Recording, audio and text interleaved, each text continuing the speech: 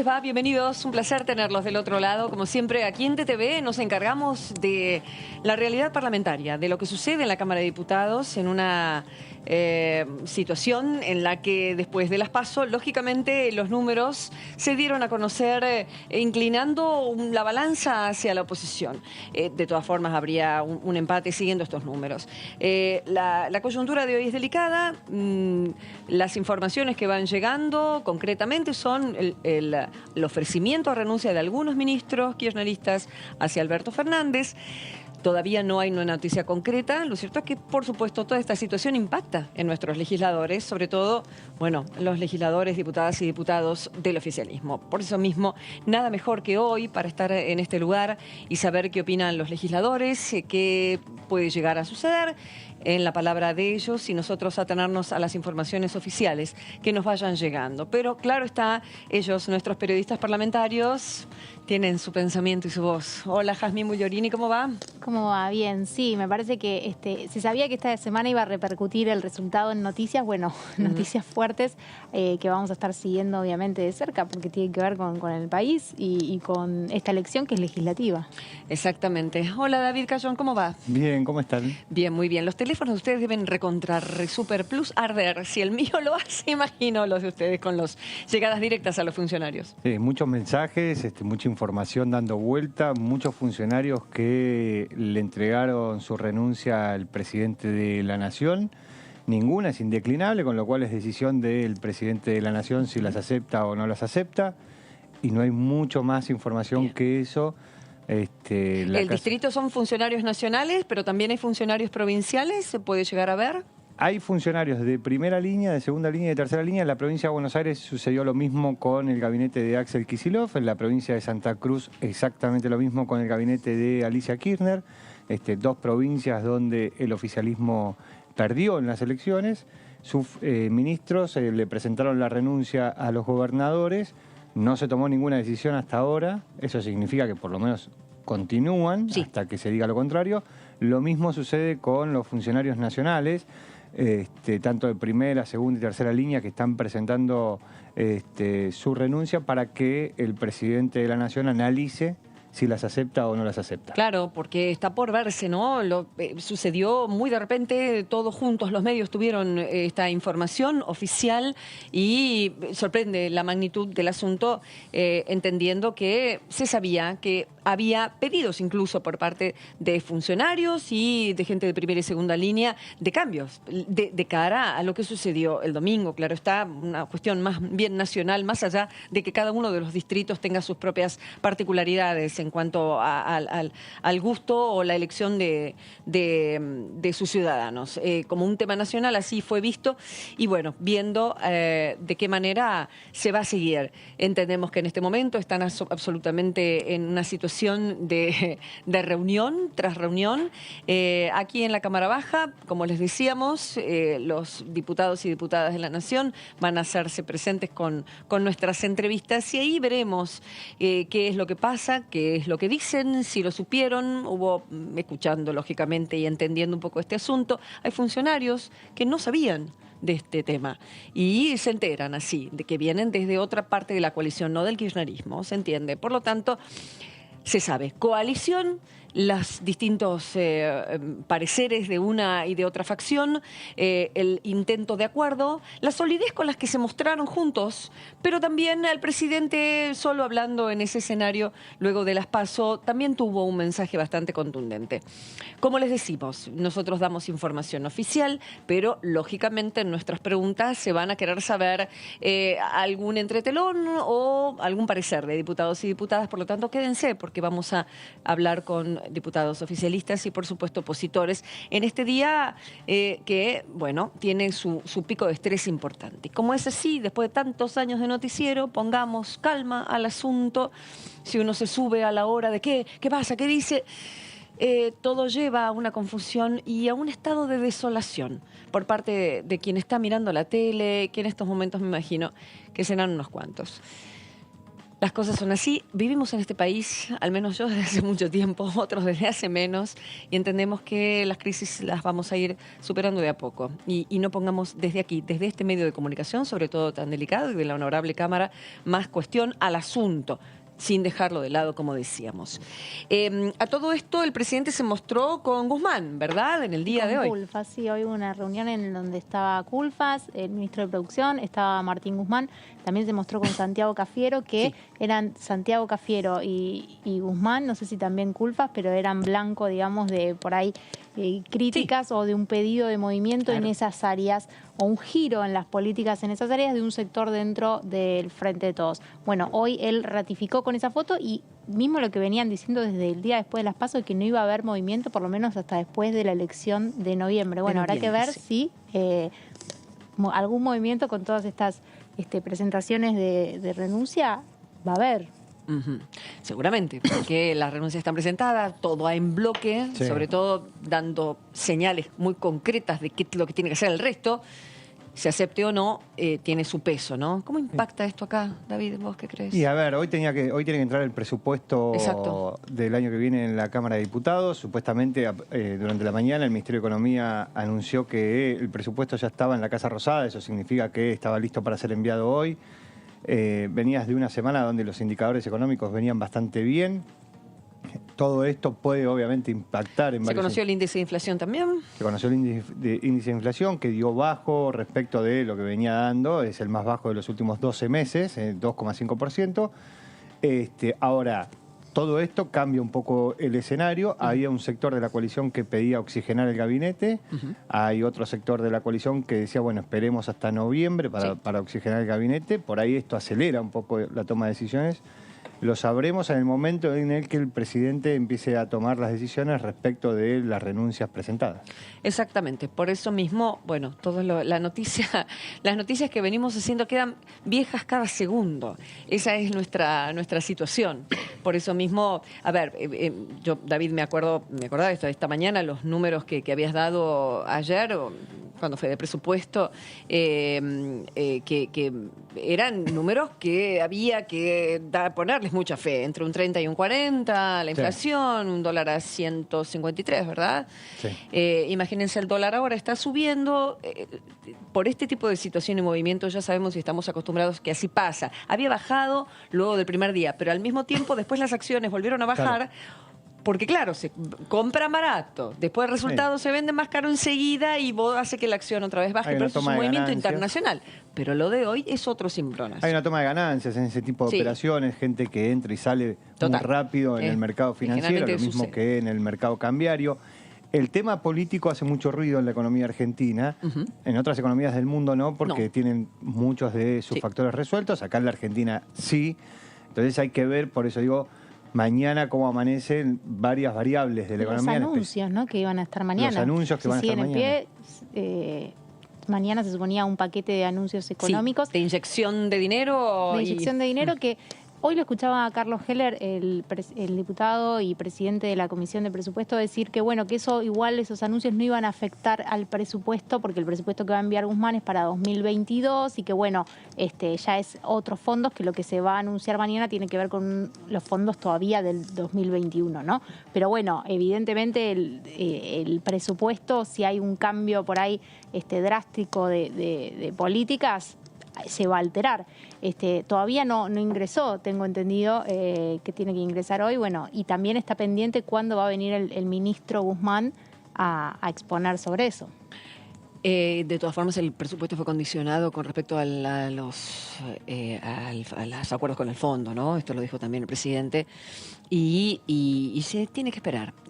También la presentación de la Ley de Promoción Hidrocarburífera era uno de los grandes anuncios de esta semana. La Ley de Promoción de Inversiones para bueno, abastecernos y garantizarnos gas y petróleo, ¿no? Pero lógicamente toda esta situación va a afectar enormemente todo lo que gira en torno al oficialismo, y veremos la oposición también qué piensa de esto, qué posición piensa tomar, si más agresiva en cuanto a sus mensajes. Es interesante también ver cuando ocurren estas cosas, qué es lo que pasa, ¿no? Porque claro está, y uno recuerda otras épocas que le pasó algo similar a una situación en la coalición gobernante, allá por el 2001, y la situación, bueno, terminó de otra manera, que no queremos de ninguna forma que se repita por el bien de todos nosotros, pero ellos tuvieron claramente sus problemas también internos cuando renuncia Chacho, claro, ni más ni menos. Cuando renuncia Chacho Álvarez, pero Chacho Álvarez era el vicepresidente de la Nación y lo hace bajo un concepto en donde señala que vio algo que no le gustó, exacto, pasó algo que no le gustó. Sí. En este caso son ministros, digo, los ministros en un gobierno son los fusibles, son los que en todo caso se tienen y se pueden cambiar, no son cargos selectivos, son designaciones del presidente. En este caso tiene que ver con el resultado de una elección. Sí. No tanto... No con ruido interno. Claro, en ese momento era supuestamente unos posibles casos de corrupción. Por eso decimos, vamos a estar atentos a cada información que nos llegue de forma oficial, aquí como canal de televisión de la Cámara de Diputados, pero sin estar ajenos a la opinión de nuestros legisladores, que ahora vamos con ellos. Hablábamos de presupuesto, y quién mejor que Carlos Heller, el presidente de la comisión, que se encarga de darle todo el visto bueno y el punteo fino también al presupuesto, dijo esto más temprano. A nosotros, que yo sepa, jamás el Poder Ejecutivo nos anticipó un día antes, mañana vamos a presentar el presupuesto. Es algo que siempre sucedió el último día, el 15 de septiembre, que es mañana. Yo sé que han aparecido algunas no informaciones, sino suposiciones o rumores de que habría una prórroga, y supongo que ese es el sentido de la pregunta en la presentación. Yo no tengo ningún elemento que avale eso, pero yo soy miembro del Parlamento, no soy miembro del Poder Ejecutivo. La información que yo tengo es que mañana se va a presentar normalmente el presupuesto, pero vuelvo a repetir, lo hago por una cuestión de descarte. El año pasado tampoco, el 14 nos dijeron mañana vamos a presentar el presupuesto. Se presentó en tiempo y forma. La segunda parte de la pregunta es, unos cuantos días después,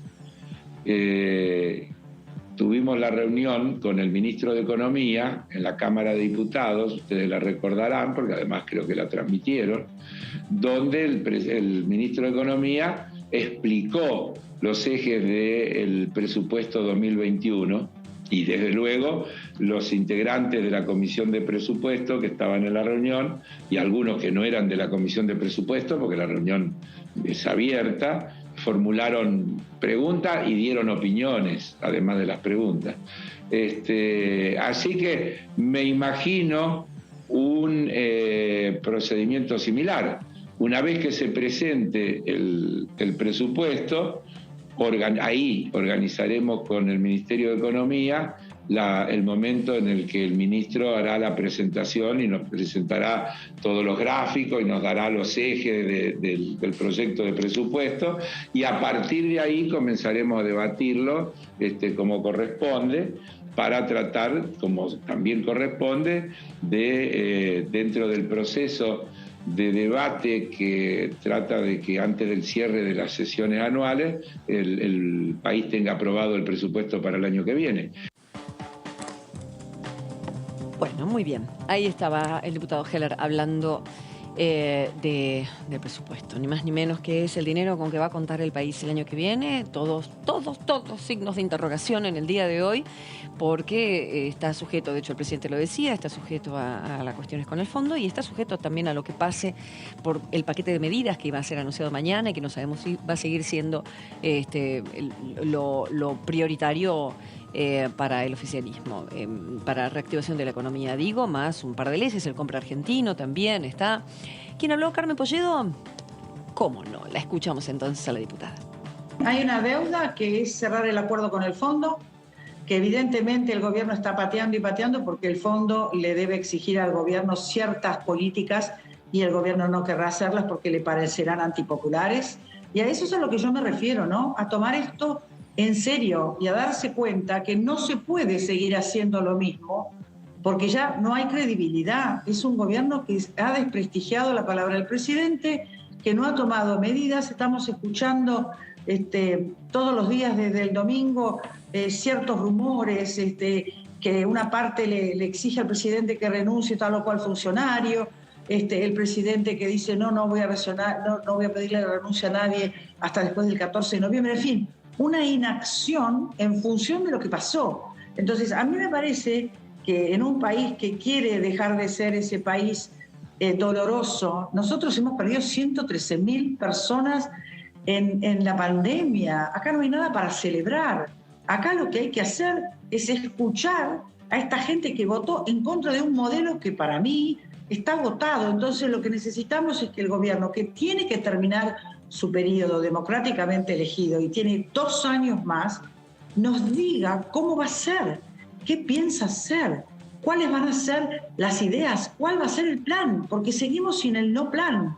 Entonces vamos a ir a noviembre, vamos a ver qué pasa. Nosotros sabemos muy bien que tenemos que seguir trabajando, que esto es una primera etapa, que esto no significa de que no se puedan mover los resultados, pero es un llamado de atención donde un pueblo entero, y vuelvo a repetir, lo que ha sido las elecciones en lugares absolutamente kirchneristas, históricos, en donde la población ha dicho basta.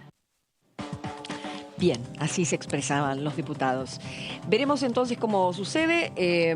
Vamos a estar contándoles ahora distintos proyectos de ley que van entrando, entendiendo que la información se sucede minuto a minuto y la situación en el día de hoy está bien delicada. Y hay diputados y diputadas que también están siguiendo los acontecimientos, aunque pautaron entrevistas con nosotros. La verdad, esperamos que tengan el tiempito para hablar o para por lo menos decirnos sus pareceres o para poder escuchar nuestras preguntas también. Contenemos la situación de esta manera, esperando la información formal que van llegando. En otro canal estaríamos hablando de otras situaciones, pero no es lo correcto. No es lo correcto, y sobre todo cuando uno asume este rol de comunicación de un canal institucional.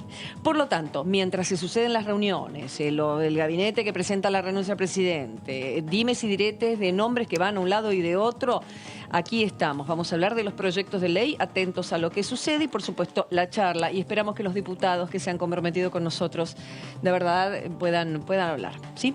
Jazmín, hay un proyecto que tiene que ver con las autoridades de mesa, para que no sucede que un runner o un señor o una señora se quede en la mesa cuando tiene que votar, porque fue temprano, porque no fue nadie, por distintas razones. Sí, bueno. Que la gente evita en general. Es algo que pasa cada tanto, que se ve como esto que fue este domingo, bueno, del runner que, pobre, dijo, voto temprano y me voy a correr, y no, quedó sentadito ahí todo el día de autoridad de mesa, porque la autoridad de mesa designada no se presentó. Bueno, esto ocurre bastante seguido, digo, hay casos. Con el tema pandemia fue más alto el número de presidentes de mesa que habían sido designados y que no concurrieron. Bueno, lo que hizo ahora la diputada Marcela Campagnoli de la Coalición Cívica fue presentar un proyecto de modificación de autoridades de mesa. Vamos a ver algunas plaquitas para tener el resumen de este proyecto, que básicamente lo que hace es modificar el Código Nacional Electoral, ¿no? Uno de los principales artículos para habilitar, ahí está, modifica el artículo 72 del Código Nacional Electoral, y básicamente lo que plantea es para que la designación de autoridades de mesa se dé prioridad a los funcionarios letrados de los poderes judiciales. ¿Qué plantea el proyecto? Que cada mesa tenga un funcionario, en la próxima plaquita, ahí está. Cada mesa tendrá un funcionario con el título de presidente de mesa y va a tener 2 suplentes. Un suplente que lo va a estar auxiliando ahí en el momento y otro suplente que tiene que estar a tiro de si pasa algo con estos dos. ¿También pertenecientes al ministerio? Claro, que el presidente de mesa, después más allá de si hay fiscales de todos los partidos y demás, claro, que las autoridades del presidente de mesa sean funcionarios del poder letrados de poderes judiciales, ¿no? De distintas cámaras, sí. Juzgados, Claro, sí. Exacto. ya hay antecedentes, por eso ahora te voy a contar. En elecciones ejecutivas plantea el proyecto serán las mismas autoridades tanto para la primera como para en caso de que haya segunda vuelta, que se mantengan esas autoridades. Y a su vez plantea también el proyecto que, bueno, que reciban una compensación consistente en una suma fija en concepto del viático, que eso ocurre. ¿Y qué plantea este proyecto? Bueno, ahí lo que decíamos, evitar que, comillas, porque esto es lo que dice en los fundamentos del proyecto, el primero que llega a sufragar tenga que hacerse cargo de una mesa, ¿no? Que es lo que decíamos. Sin preparación, sin nada. Sin preparación, sin la charla previa de capacitación de qué es lo que tiene que hacer y lo que no tiene que hacer. Bueno, ya hay antecedentes. Este año incluso hubo una resolución de la Corte bonaerense que dispuso al menos 300 funcionarios propios para que sean autoridades de mesa, ¿no? Así que la idea del proyecto de Campagnoli es que estos antecedentes que ya ocurren se vuelvan norma, que se vuelvan ley, y que por ley las autoridades de mesa se elijan teniendo como prioridad a aquellos funcionarios judiciales, letrados, que obviamente tengan la capacitación, igual que hacen todos aquellos que le toca ser presidente de mesa, tiene que asistir a un curso breve, una preparación cortita de un par de horas, y que también tengan el viático de esos días, digamos, todos igual, pero con prioridad de que el presidente de mesa sea un letrado, un funcionario del Poder Judicial. Perfecto, ya lo sabemos entonces. Proyecto que entrará en su momento en alguna comisión, no sabemos todavía a qué debería ser girada. Por ser algo institucional. Y legislación general seguro. Sí, legislación general. Y alguna otra más que debería ser. Yo lo que no sé en este caso, porque todo lo que tiene que ver con cuestiones electorales necesita una mayoría especial para ser aprobada. Entiendo que este proyecto podría ser también el caso de que necesite una mayoría especial para avanzar. Pero bueno, la cuestión es que es un proyecto que puede tener tiempo a ser tratado o no, pero deriva su presentación de lo que ocurrió el último domingo, ¿no? Exactamente. Bueno, Luis Dijía, como estuvo hablando un poco más temprano de distintos temas de Río Negro, y habló sobre presupuesto también para saber cómo están los legisladores de cara a el paquete de la ley de leyes, que aún no tenemos certeza cuándo exactamente va a venir el ministro a hablar y a defenderlo. Hasta ahora desconocemos absolutamente los términos, que vamos a pelear para observar todo lo que nos toca en relación fundamentalmente a nuestra provincia y a distintos temas de orden nacional. No nos olvidemos que hay cuestiones que están ligadas a lo que es la obra pública por un lado, que uno siempre reclama para su propia provincia, están cuestiones que tienen que ver con esto de los hidrocarburos, que también hay cuestiones que habrá que analizar. Por suerte, la incorporación ya segura al Congreso de mi acompañante, que va a ser Agustín Domingo, le va a dar la cuota de racionalidad, porque yo en este sentido, como lo ejemplifico, por ahí no sé si las chicas que son tan jóvenes conocen estos temas, pero quienes escuchábamos a Alejandro Dolina hace tantos años, él hablaba de los hombres sensibles de Flores y los comparaba con los refutadores de leyenda, que eran seres racionales. Claro, exactamente. Por supuesto, muchas veces tenían razón, pero eran aburridísimos. Yo digo, mi compañero que se dedica a la economía tiene siempre razón y es aburridísimo, y yo me dedico más a otro tipo de cuestiones. Bien. Se van sucediendo la entrada de proyectos, que eso sí que no para. Puede estar el Congreso en un estado de suspenso, por lógicamente las elecciones y porque muchos de los legisladores están en campaña porque quieren renovar su banca, otros acompañando a sus candidatos en cada una de las provincias. Por eso mismo y por ahora, y a falta de protocolo también, ya que la oposición insiste con una presencialidad que aún todavía veremos qué sucede, si es que será aún con números buenos en cuanto a la pandemia, pero es un punto importante, el cual que todavía no tenemos un aval del oficialismo. Hoy son todos signos de interrogación. Por lo tanto, si quieren, les apuesto que vuelve la presencialidad. Vos decís. Vuelve la presencialidad. Mira. Yo les apuesto, si quieren, que vuelve la presencialidad. Me gusta este periodista que me está dando una información como casi muy certera, por no decir ya posta. Sí, todavía no hay sesión, con lo cual no hubo llamado, pero lo más seguro es que sea de manera presencial. Y ahora, ponele más que nunca, ¿no? Sobre todo, a ver, la presencialidad o no está batada a la cuestión pandémica, básicamente, ¿no? Básicamente, y recordamos que este Congreso sesionó desde poquitas semanas después de que se iniciara la cuarentena, por lo tanto funcionó y muy bien la virtualidad, pero siempre y cuando fueran leyes consensuadas, y también funcionó muy bien las comisiones, porque se han transmitido. ¿Cuántas comisiones hemos transmitido? Sí. Montones. Y realmente muy buenas, porque uno podía seguir de cada uno de su casa. Pero claro, la oposición siempre pedía más, porque eran comisiones en las cuales siempre se quejaban también de que no tenían la libertad que tienen en la presencialidad. Sí, pero igual yo creo que para las comisiones funciona muy bien. Sí, ojalá que se podría mantenerlo mixto, por lo menos, ¿no? Totalmente. Sí, O al menos como queda ahora, cuando queda hoy está dispuesto en verdad que sea para temas consensuados, porque lo que establece el reglamento es que tanto el presidente de la comisión como el vicepresidente tienen que estar de acuerdo en que haya virtualidad. Siempre si el presidente es de un signo político, el vicepresidente es del otro, con lo cual tienen que ser con acuerdo para que haya virtualidad. Me parece que ese es un sistema que permite que muchos, que a veces no pueden participar porque no consiguieron vuelo, porque están complicados por algún tema, puedan hacerlo, y también permite que se acelere mucho el tratamiento de proyectos que por ahí hay que esperar hasta la semana siguiente porque no se va a conseguir el quórum, porque tantos no pueden viajar. Y así se dilata toda la cuestión, y se pierde estado parlamentario en un montón de leyes absolutamente necesarias que no son problemáticas, no son la reforma, no son el procurador y todo el cambio que se quiere hacer. No, son situaciones muy concretas, muchas de ellas que mucha gente está esperando. No sé, régimen para trabajadores u otras cuestiones relacionadas con personas en situación de calle. La ley ovina. Hay mucho que se está esperando, cuestiones de salud y de educación también, de educación sobre todo. Y agiliza mucho, digo, si hace falta que esté presente un funcionario nacional en una reunión de comisión, ese funcionario nacional por agenda no puede asistir, pero puede desde su despacho conectarse, se acuerda un tiempo y de ahí en adelante sigue la comisión. Perfecto.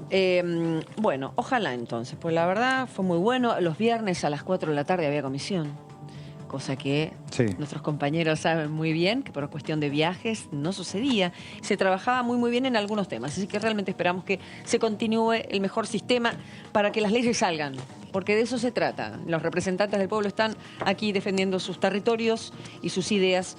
Y bueno, una de ellas es la ley de humedales. Mira vos, en el día de ayer una jornada muy interesante, auspiciada por la Oficina Científica Legislativa. Y la tenemos a Sofi Raimundes contándonos todo lo sucedido ayer, repercusiones y demás. Sofi, ¿cómo va? Buenas tardes. Hola, Karin, ¿cómo estás? Bien. Muy buenas tardes para vos, también linda. para las compañeras y compañeros allí en el piso. Estamos trabajando desde exteriores. Bien. Hoy, 19 grados exactamente la temperatura en estos momentos en la ciudad de Buenos Aires. Un sol espectacular, realmente hermoso el día de hoy, 15 de septiembre. Estamos a mitad de mes, se ha pasado muy rápido realmente septiembre, a nada de fin de año, pero como bien estabas adelantando y hablando también de temas climatológicos, vamos a repasar un poco lo que sucedió ayer en la primera jornada de diálogo hacia una ley de humedales que fue posibilitada, fue organizada por la Oficina Científica de Asesoramiento Legislativo, cuyo director es Claudio Fernández, con quien pudimos tener la exclusiva y la palabra en el móvil, y también participaron de representantes legislativos, Graciela Camaño de Consenso Federal, quien dijo que estar muy comprometida realmente con este proyecto y con el cuidado del medio ambiente, también uno de los impulsores de que el diálogo y el debate, que duró aproximadamente 2 horas, comenzó a las 3 de la tarde y finalizó a las 5, fue Leonardo Grosso, ¿no? El presidente de la Comisión de Recursos Naturales y Conservación del Ambiente Humano. Ellos estuvieron presentes para dar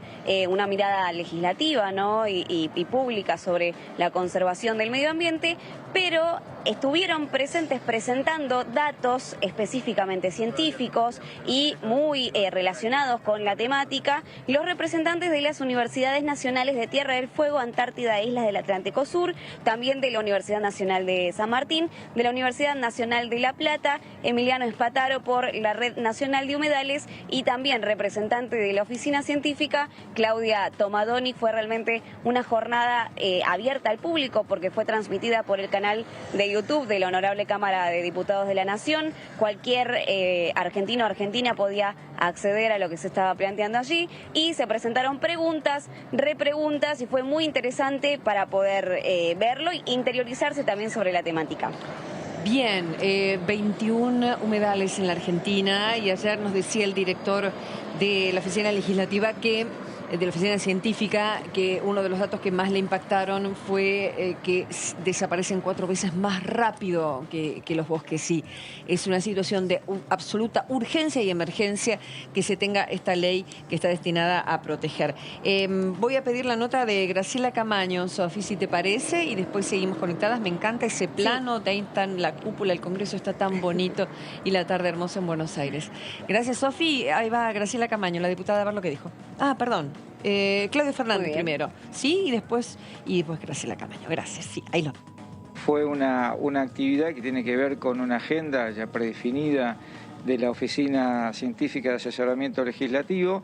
En este caso, la primera jornada que se denominó hacia una ley de humedales, donde participaron organizaciones no gubernamentales, organizaciones civiles, legisladores, miembros de la oficina y distintas estructuras internas del Parlamento, con escuelas de gobierno y universidades nacionales.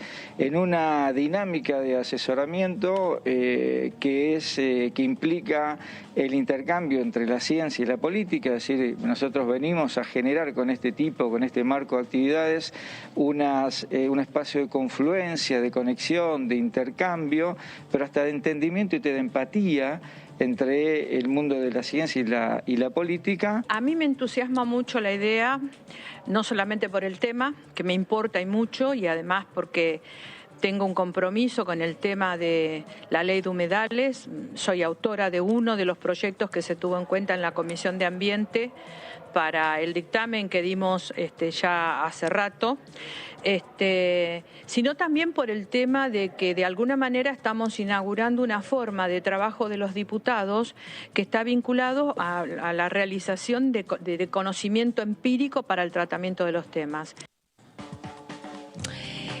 Varias de las iniciativas que entran al Parlamento tiene que ver con la comprensión en entendimiento de vivir en una zona que es muy diferente a otras con mejor clima del país. Y es ya conocida la zona desfavorable patagónica, ahora se les agrega ampliar las zonas frías y zonas cálidas también. Y tenemos otro proyecto que tiene que ver con el tema.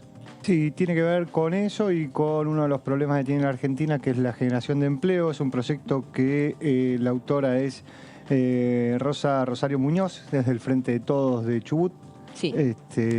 Y después me lo contás. Ok, dale. Vos fíjate, ¿no? Cómo venimos, así. Tenemos la provincia para presentar, ¿cómo no? Vamos a charlar con un diputado de la provincia.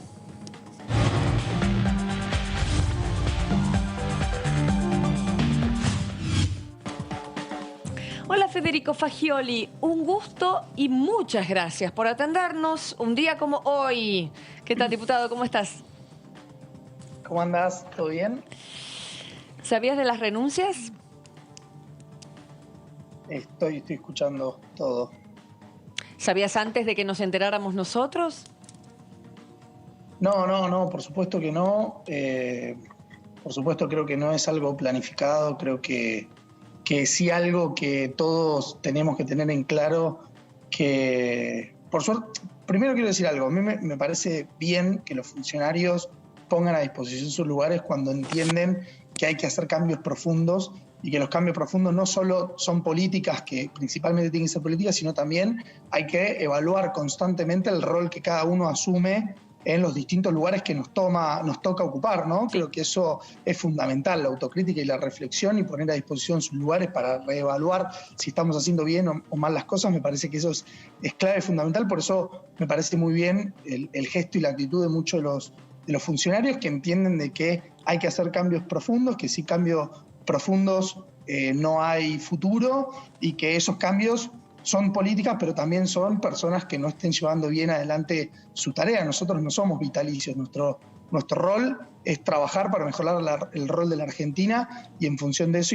y a disposición de eso tenemos que estar. Todos queremos que este sea el mejor gobierno, todos queremos reactivar la Argentina, todos queremos que Alberto sea el mejor presidente y para eso tenemos que acompañarlo críticamente, plantearle lo que creemos que hay que modificar y aparte, luego de las elecciones, que fue un cachetazo de realidad, un baldazo de agua fría, creo que más que nunca tenemos que escuchar el mensaje de la población, de todos los argentinos y argentinas, y hacer medidas y construir políticas de fondo que transformen la realidad concreta de cada uno de los argentinos y las argentinas. Federico, una de las cuestiones que se entendió, que se leyó entre líneas frente a que la única persona fue el presidente cuando toma el micrófono y habla luego de conocerse los resultados, era una situación que no se repitió cuando la vicepresidenta era presidenta y le pasó lo mismo, de ver los votos en contra del espacio. Se lee como soledad, que se lo suelta, que se lo deja ir, o al menos que no se lo contiene como se lo contuvo la vicepresidenta en el momento que era primera mandataria. ¿Qué lectura haces? No, yo creo que hay un entendimiento claro de que el mensaje fue fuerte al rumbo que está tomando el gobierno. Yo, como decía hace un ratito, creo que hay que cambiar el rumbo, creo que hay que recuperar el contrato electoral que asumimos en el 2019, avanzar hacia medidas profundas que cambien la realidad de los argentinos y las argentinas. Claramente el pueblo argentino la está pasando mal, luego de 4 años muy fuertes de macrismo, luego que han generado situaciones económicas muy complicadas. La pandemia siguió agudizando eso y no hay que tapar esa realidad y hay que trabajar para modificar eso, pero sin dudas me parece que el reconocimiento de Alberto al salir a hablar y al hacerse cargo, me parece que habla de que hay que cambiar el rumbo y recuperar ese contrato electoral que asumimos, y para eso creo que, y para avanzar, creo que hay que hacer cambios fuertes y avanzar con medidas concretas. Nosotros venimos hablando mucho, y lo han escuchado mi compañero también Juan Grabois, hablar del salario universal de reconstrucción, sí, hablar de la necesidad de control de precios en la Argentina. Es irrisorio cómo los formadores de precios aumentan indiscriminadamente los precios, y eso repercute no solo en los pobres en Argentina, sino en todos y todas los argentinos y las argentinas. El acceso a la vivienda, hay un sueño de todos nosotros los argentinos de poder tener la casa propia, y hoy ese sueño es inalcanzable, y me parece que el Estado tiene que trabajar fuerte en eso, y aparte invertir en construcción de viviendas, en lotes con servicio, también es generar trabajo. Y otra cosa que para nosotros es clave es que tiene que haber una planificación del pospandemia, tiene que haber un plan de gobierno para salir de esta pandemia, para reestructurar la Argentina y para empezarla de abajo hacia arriba. Lo mismo que pide la oposición ahí es el plan de gobierno. Bueno, pero nosotros lo venimos diciendo, nosotros creemos que tiene que haber una planificación. Nosotros planteamos el plan de desarrollo humano integral, un plan de pospandemia que sea para reconstruir la Argentina. La gran diferencia es con qué plan queremos avanzar. Hay un modelo que es el modelo de la oposición, que es un modelo de ajuste, de pobreza, de cortar las indemnizaciones, de empobrecer a la Argentina, de endeudarnos y demás, y un modelo nuestro que es con inclusión, con trabajo, con educación, con salud, ¿no? Correcto. Sí, David. Sí, diputado, ¿cómo le va? Soy David Cayón. ¿Cómo está?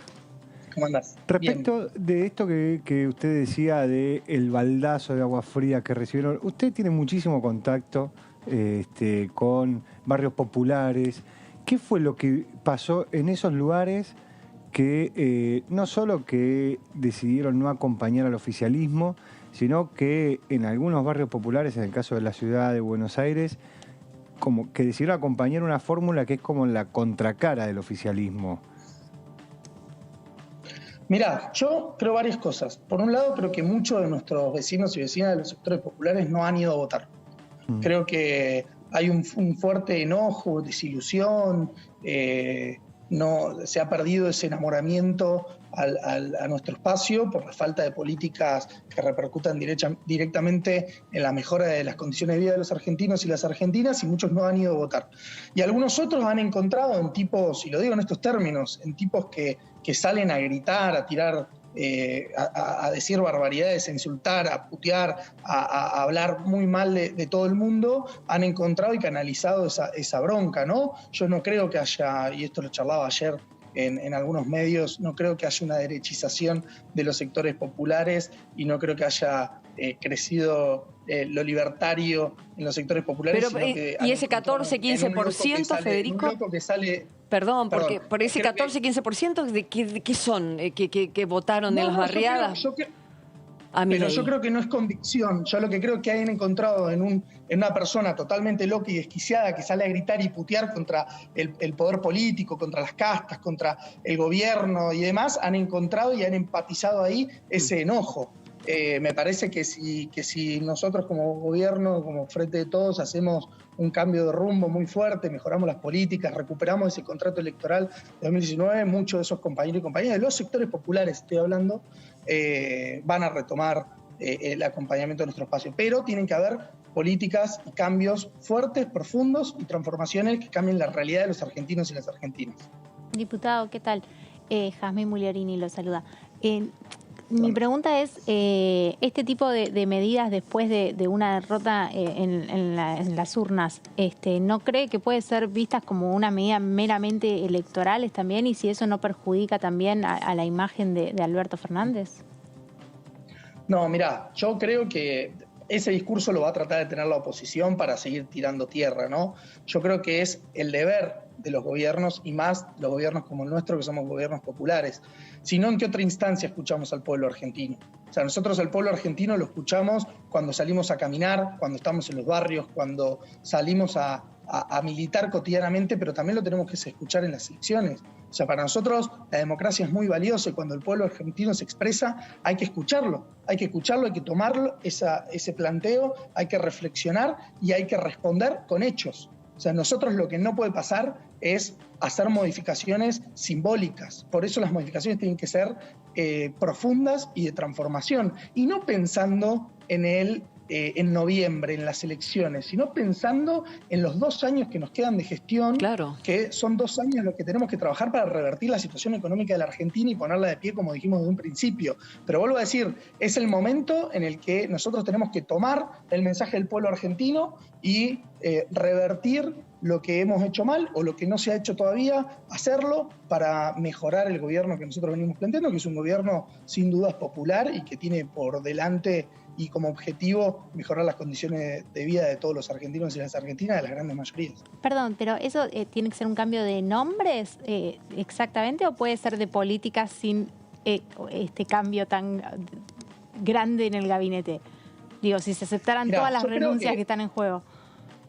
Yo creo que lo primero que hay que discutir es el cambio de políticas. Después los nombres, en función de eso, son secundarios. Yo creo que lo primero que hay que hacer es un cambio fuerte de políticas económicas, virar el rumbo económico y pensar en los sectores que peor la están pasando, en las pymes, en los trabajadores y trabajadoras, en los trabajadores de la economía popular, en los sectores más humildes, las personas en situación de calle, en todas las personas que la están pasando muy, muy, muy mal en la Argentina. Y después yo soy un convencido de que todos los compañeros y compañeras que hoy están y estamos ocupando roles en distintos lugares del Estado, tenemos que estar a disposición de cualquier cambio si no estamos haciendo bien nuestro trabajo. Pero lo primero que hay que cambiar es la política.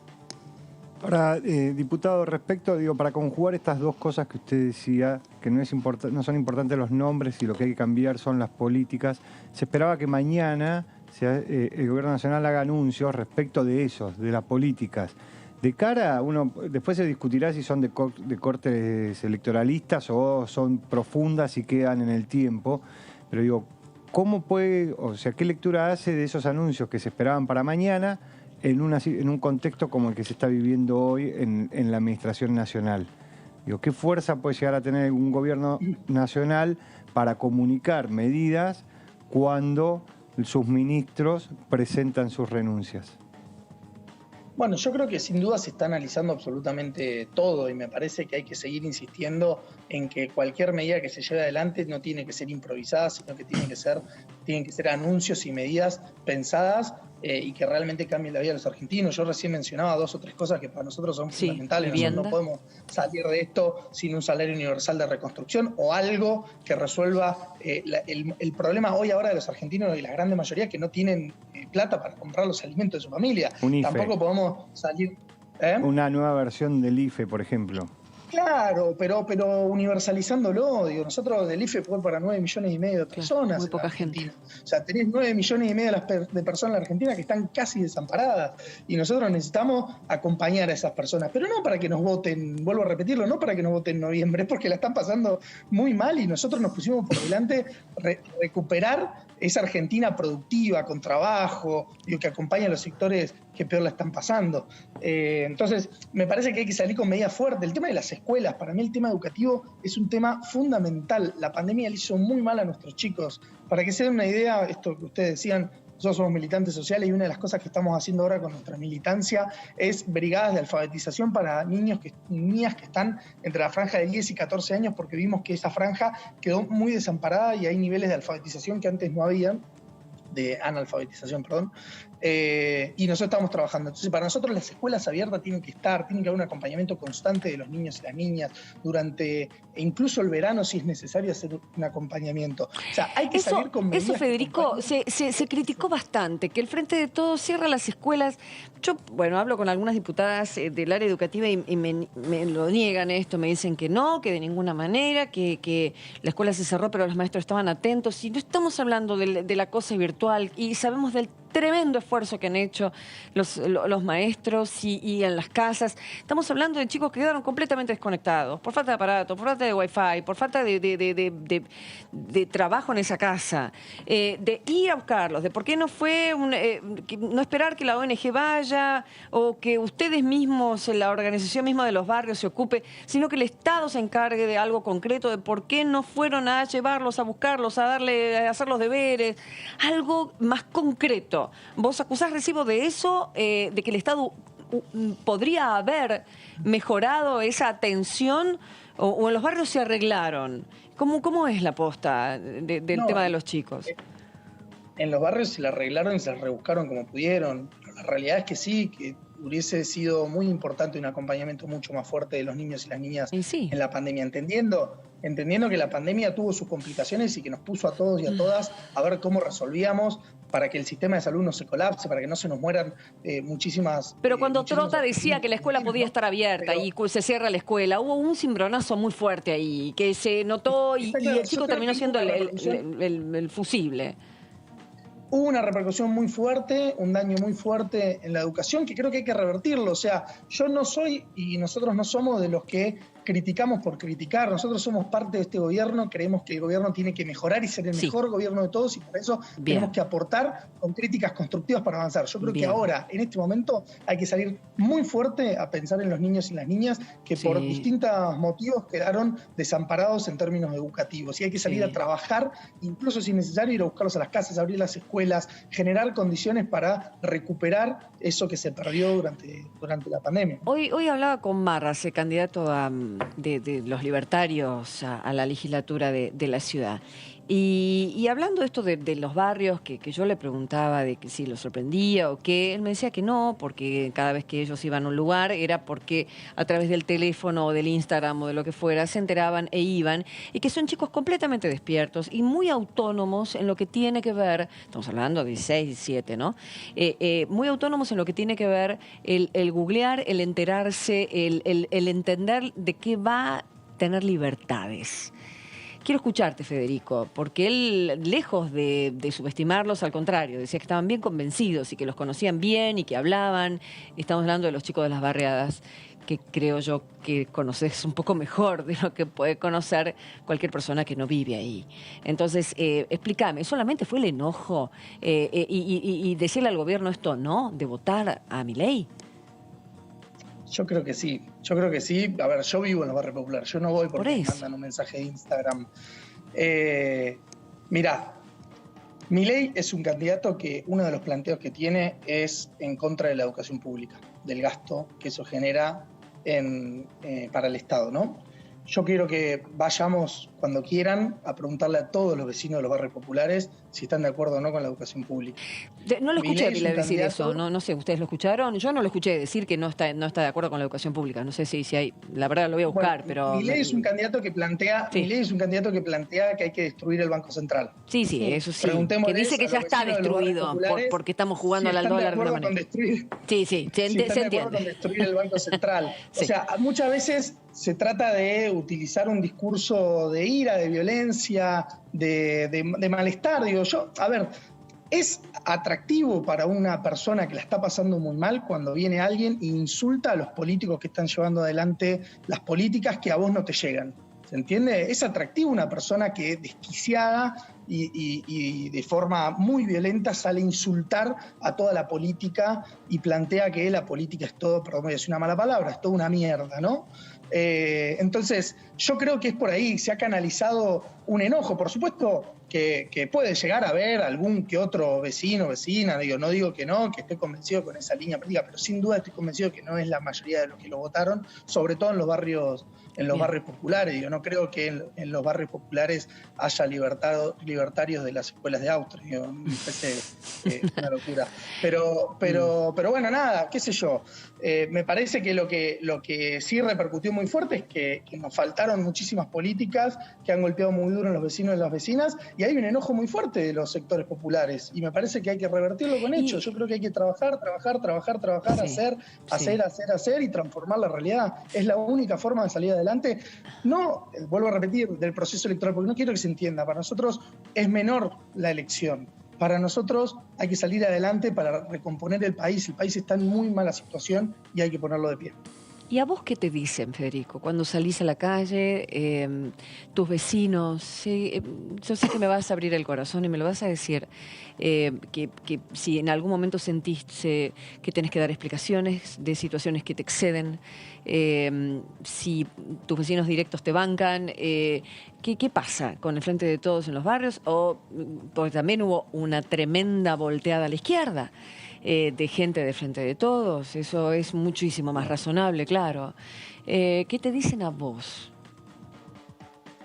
No, a ver, yo siempre lo dije, cuando se sacó el IFE, para nosotros fue un error sacar el IFE, los vecinos nos lo transmitían, la estamos pasando muy mal, no se revirtió la situación, necesitamos el IFE. Por suerte estamos avanzando muy rápidamente con una política que nosotros planteamos desde el principio, que es la integración sociourbana de los barrios, pero también el estado de las condiciones de vida de los argentinos y argentinas es una cuestión que manifiestan los vecinos constantemente, la necesidad de mejora y arreglo de los barrios populares, de vivir mejores condiciones habitacionales y demás. Me parece que a nosotros, y a mí me lo han dicho y lo veo cotidianamente, la situación económica y lo inaccesible que se terminan siendo los alimentos en la Argentina es uno de los principales problemas, y a mí me lo manifiesta constantemente. El crecimiento de los comedores comunitarios, de los merenderos comunitarios en cantidad de raciones fue impresionante, y eso se debe no solo a la pandemia, sino también a que no alcanza el salario o el dinero que uno gana cuando sale a changuear o a trabajar en la economía popular para garantizar los alimentos de la familia. Entonces, por eso yo insisto, un salario universal, un control fuerte de precios para que no sigan especulando con el hambre de la gente son medidas fundamentales. ¿Control al estilo Moreno o qué? Porque el precio sube también por una cuestión inflacionaria, ¿no? Se entiende que hay empresas que sí lo hacen de forma concreta para su ganancia propia. Yo creo que en principio tenemos que ser muy estrictos con los formadores de precios. Hay una especulación que está librada a la decisión de ellos, y me parece que eso no puede pasar en la Argentina, hay que regularlo. A ver, yo no soy no tengo claro el cómo se baja la inflación, ¿no? Pero sin duda creo que es uno de los grandes problemas que lo tenemos que hacer. A ver, si nosotros implementáramos con mucha fuerza la ley de góndolas, eso ayudaría muchísimo. Bien, por ejemplo. Ahí hay un dato, lógicamente. Si nosotros frenáramos y pudiéramos ponerle un tope a la ganancia que tienen las empresas que forman los precios y que producen los alimentos, sin dudas eso repercutiría directamente en el bolsillo de los argentinos. Cuando se frenó un poco el incremento que había de la carne, repercutió mucho en los argentinos y las argentinas.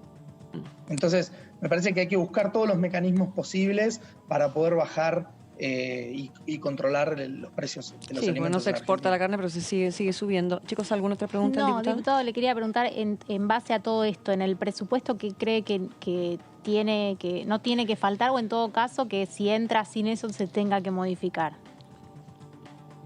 No, yo como digo, me parece que hay que escuchar lo que pasó en las elecciones, hay que tener medidas muy fuertes para los sectores más postergados en la Argentina, hay que acompañar a las pymes, hay que hacer un trabajo muy fuerte en ese sentido, entonces no puede no contener el presupuesto una partida muy fuerte para los sectores populares, un acompañamiento con un salario universal, un acompañamiento para poder reducir las cargas que tienen las pymes y hacer un acompañamiento al desarrollo productivo de las pymes. Bueno, me parece que en definitiva la construcción de vivienda, de lotes con servicio, el acompañar a los argentinos que peor la están pasando con un salario universal, son medidas que no podemos frenar, sabiendo que si nosotros construimos vivienda no solo mejoramos las condiciones de vida de los argentinos, sino también generamos trabajo. Si nosotros invertimos en obra pública también generamos trabajo. Si nosotros ponemos plata en el bolsillo de los argentinos, movemos el consumo y por lo tanto movemos la economía. Gracias, Federico. No sabes lo que apreciamos que hayas querido charlar con nosotros y hablar desde tu lugar, el más sabio, el más profundo, el propio, el que conoces bien, el universo que conoces bien y por supuesto siendo parte del oficialismo. Así que gracias, Federico Fagioli, un placer, te mando un cariño. No, gracias a usted, le mando un abrazo grande. Hacemos la pausa, como no, volvemos enseguida con más DTV y se quedan, ¿no? Nuestros compañeros se quedan. Ya volvemos, dale.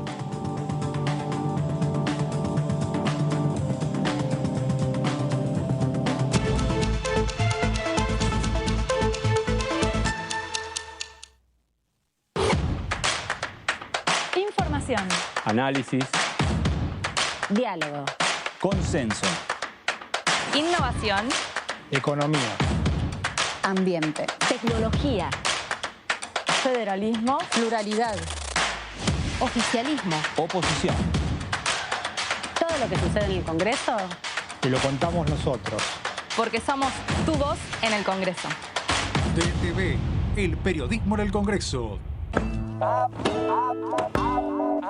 Avanza la danza que entreteje tus sueños y los míos y los de tanta gente, los que dieron su vida pero aún están presentes, y los que aquí seguimos con uñas y con dientes.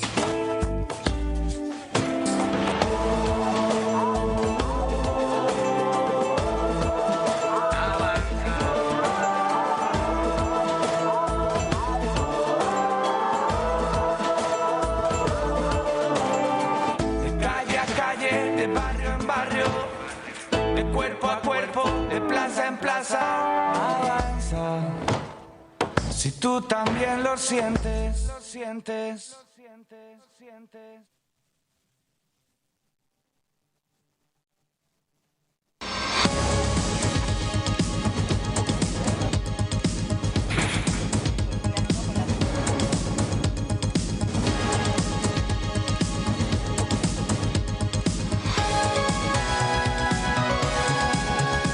Lo que sucede en el Congreso te lo contamos nosotros, porque somos tu voz en el Congreso. DTV, el periodismo en el Congreso. Mis viejos no tuvieron una vida fácil y siempre se esforzaron para que yo tenga una vida mejor. Mi sueño es tener una casa y una familia. Y por eso, que hoy tengo mi trabajo, siento que estoy cada vez más cerca de lograrlo. Yo creo que la asignación universal por hijo fue parte de mi vida y de mi camino hasta acá. Soy técnico electrónico y trabajo en la central hidroeléctrica de Cinco Saltos. Asignación universal por hijo, igualando oportunidades. ANSES. Reconstrucción Argentina. Argentina Presidencia. La Cámara de Diputados tiene 257 miembros. Los diputados debaten y sancionan leyes que rigen en todo el territorio nacional. Algunas de las más importantes son el presupuesto de gastos generales del Estado, el Código Civil, el Código Penal, la forma en que se rige el trabajo, las jubilaciones, entre tantas otras.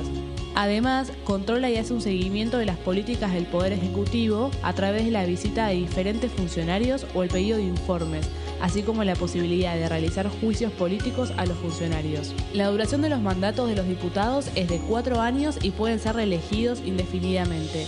Desde el momento en que asumen y hasta el final de su mandato, no pueden ser acusados, interrogados judicialmente, ni molestados por las opiniones o discursos que imitan desempeñando su mandato. Son requisitos para ser diputado tener al menos 25 años, 4 años de ciudadanía argentina y haber nacido en la provincia por la que se postula o haber residido en ella los 2 años precedentes. Se agrupan en bloques que expresan partidos políticos o afinidad ideológica. Existen también los monobloques integrados por un solo diputado.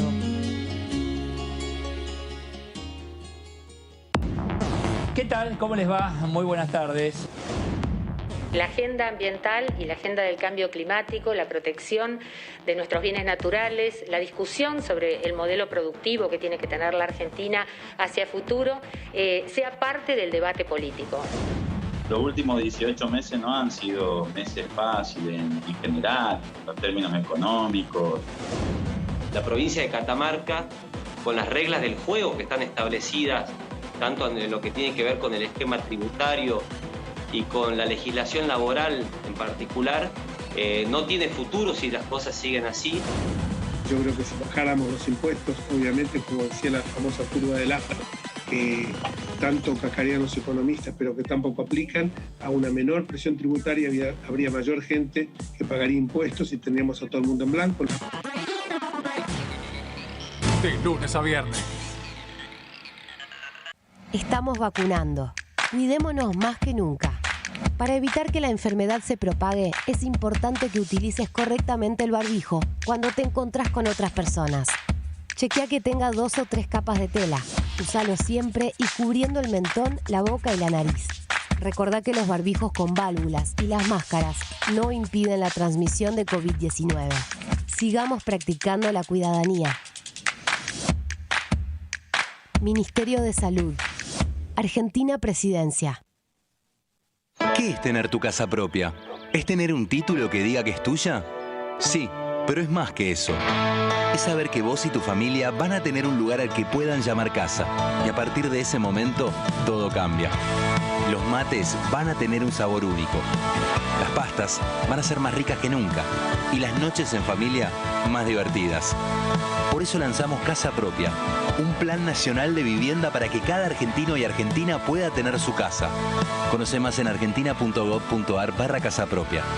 Casa Propia es construir futuro. Reconstrucción Argentina. Ministerio de Desarrollo Territorial y Hábitat. Argentina Presidencia.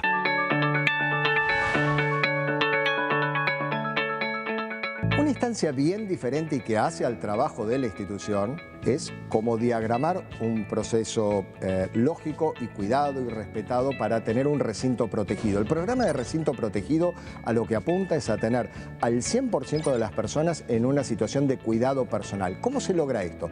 Hay 2 instancias. Cuando el número es bajo de aquellos que participan en forma presencial, esto lo podemos lograr a través de un distanciamiento entre banca y banca. Como ustedes ven, las bancas están colocadas a una distancia predeterminada y no las podemos correr, pero sí podemos decirle, bueno, que una banca se utilice, otra no, una sí, 2 no. Bueno, de esa manera logramos construir un espacio cuidado. Ahora, cuando la presencialidad es mayor, esto se logra a través de un testeo previo a la reunión, a la sesión de la que se habla. ¿Y cómo se hace esto? Bueno, lo hacemos pidiéndoles un testeo entre las 72 horas antes y el día de comienzo de la sesión, que en muchas ocasiones lo pueden hacer los legisladores por ser un organismo federal en la misma ciudad de origen, o lo pueden hacer aquí en la Cámara. Aquí en el puesto sanitario se efectúan los testeos de saliva y por hisopado nasofaringio, y eso es lo que hace que tengamos un recinto protegido, legisladores y los trabajadores en general.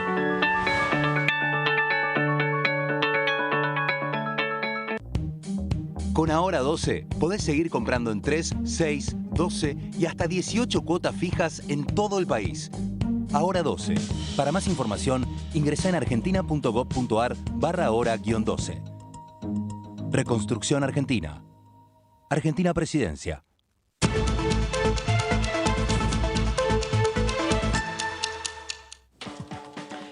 Cuando presenta hidrocarburos, el proyecto de ley de promoción de inversiones hidrocarburíferas, el presidente Alberto Fernández convocó a poner el máximo impulso a la actividad petrolera y gasífera con previsibilidad y preservando el acuerdo social y la sustentabilidad ambiental. Esto es lo que dijo.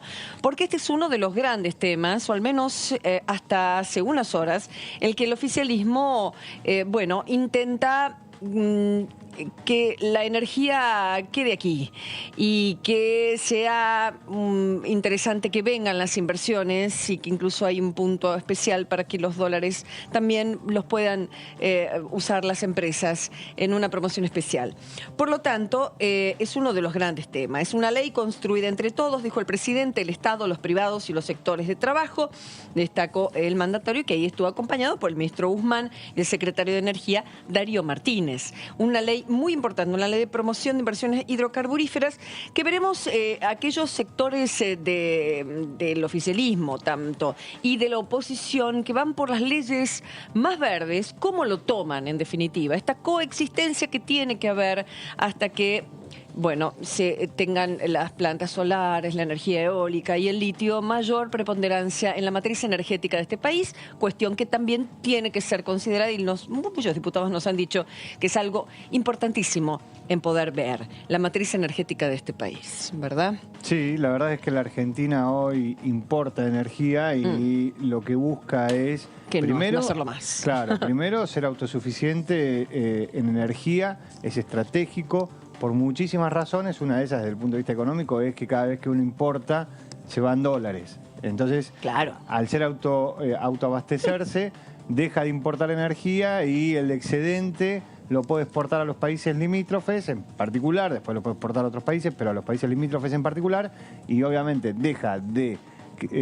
pasa de una posición donde pierde dólares todo el tiempo porque importa energía a una posición donde recibe dólares porque exporta energía.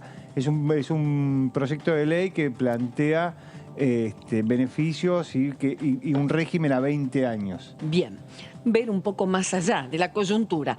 Pero la coyuntura es algo muy importante porque todo este tipo de situación que entra a esta Cámara, se está viendo en un día tan especial como el de la presentación al poner a disposición la renuncia de varios ministros kirchneristas al presidente Alberto Fernández. Situación que se está todavía viendo, todavía no hay ninguna información oficial. ¿Qué va a hacer el presidente con este pedido? Pero lo tenemos al diputado Carnaghi y vamos a la presentación de la provincia.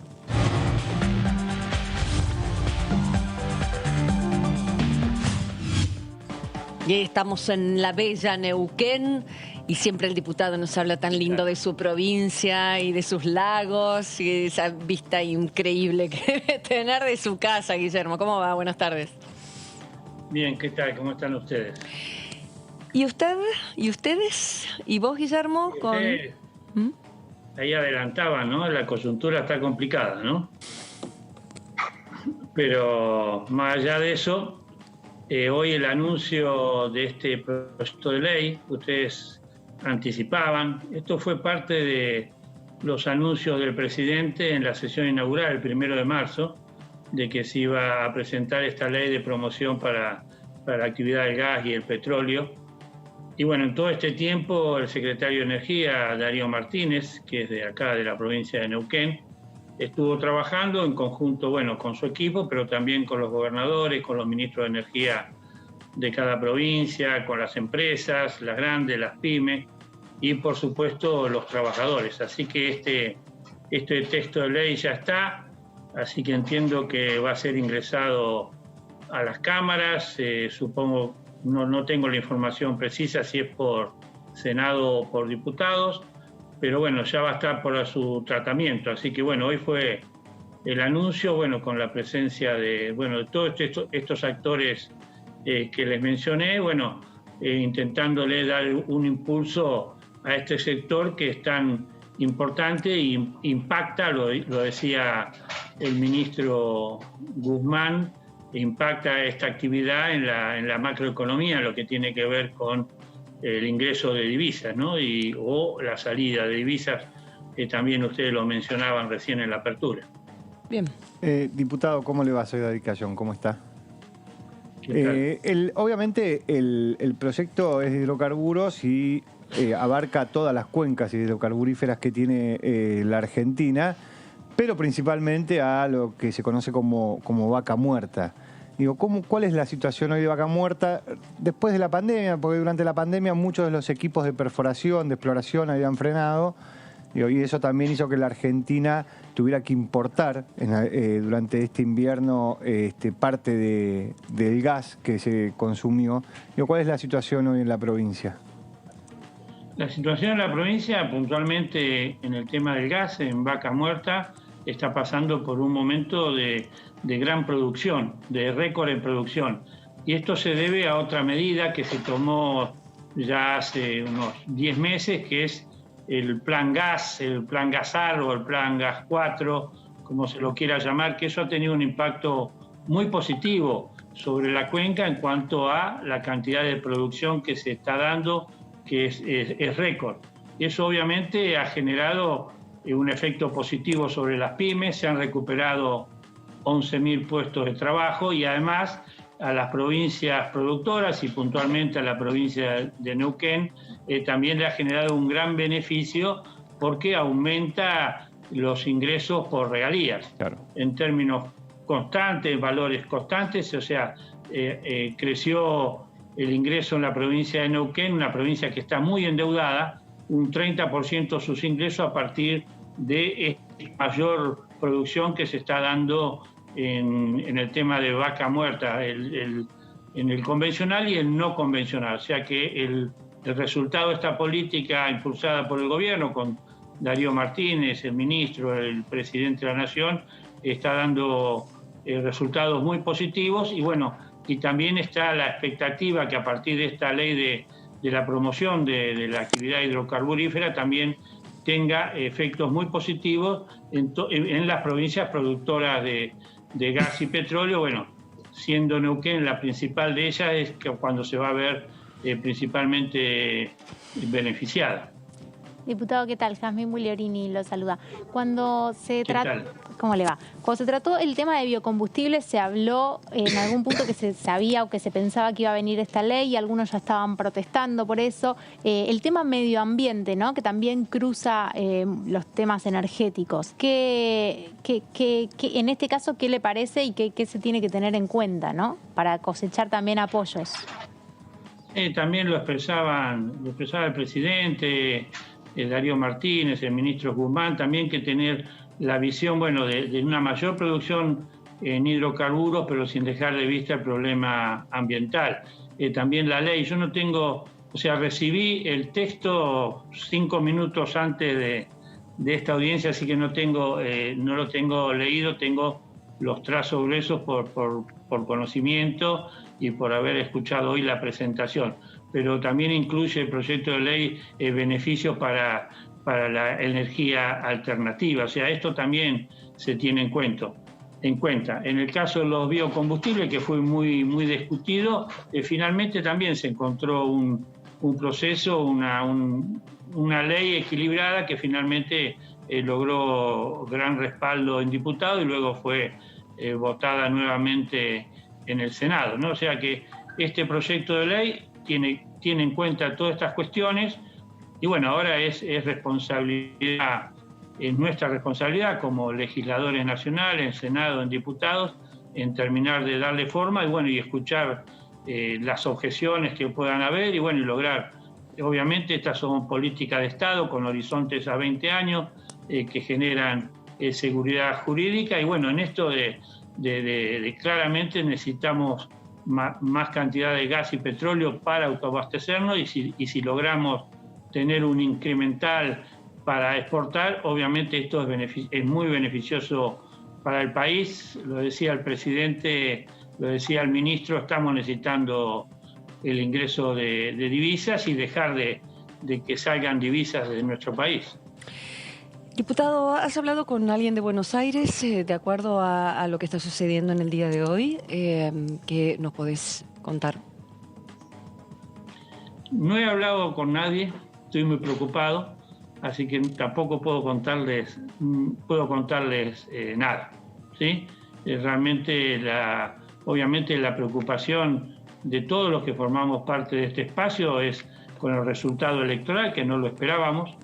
Yo había hablado inclusive con un extremado optimismo en la provincia de Neuquén de 1 y 2 diputados, y hoy estamos peleando por una banca, que es una situación que se ha dado en todo el país o en la mayoría de los distritos, así que esto obviamente hay que escuchar el mensaje del voto, hay que corregir lo que haya que corregir y hay que mejorar, así que en esa preocupación estamos, bueno, y toda esta situación que se da con la renuncia en el gabinete, desde los que estamos en el interior, obviamente que nos preocupa, porque una forma de mejorar nuestro performance, o sea, relanzar el gobierno, tiene que ver con respuestas que tienen que dar los ministros y el gobierno nacional a demandas que tenemos que determinar, insatisfechas en los territorios. Bueno, con esta crisis de gabinete esto tampoco facilita, así que, bueno, a la espera de que se pueda resolver de la mejor forma posible para, bueno, que se reacomode el gobierno. Es una necesidad, no es una sola, entiendo yo que esta no es solo una necesidad del gobierno, es una necesidad también del país. De todos nosotros, claro está. En cuanto al resultado de las elecciones, hay quienes se explicaron y lógicamente están analizándolo, viendo, entendiendo errores, mismo el oficialismo ha reconocido, otros directamente echan la culpa a la pandemia que se lleva puesto a los oficialismos del planeta, en la mayoría de los casos. ¿Y qué peso más acá? ¿La cuestión económica, la cuestión política, Guillermo?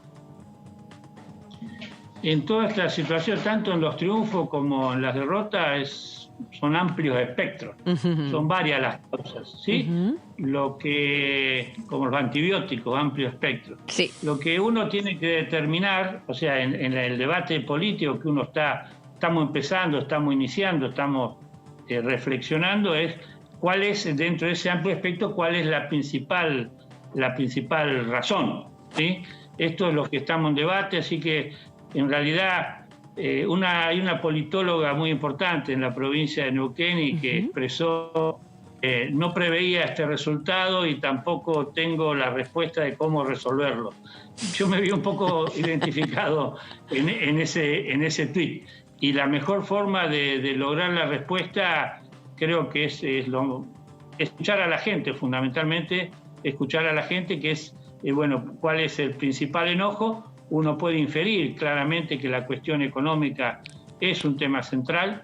Obviamente el tema de si no alcanza el salario, si las ayudas económicas no han alcanzado, todo el problema de las pymes durante la pandemia. O sea, hay una serie de elementos que uno a priori puede especular, pero bueno, estamos en un proceso de debate, de discusión, y creo que fundamentalmente lo que tenemos que hacer aquellos que tenemos responsabilidad política es escuchar a la gente para que nos indique el camino, cuáles son los errores, qué es lo que hay que corregir e intentarlo corregirlo en la medida de lo posible. Estamos en ese proceso. Mañana estoy viajando a la zona de Aluminé, Moquegua, para encontrarme allá con distintos actores sociales, compañeros. Bueno, esta es la etapa para dar una respuesta y tratar de modificar el resultado. Entendemos que es modificable, entendemos que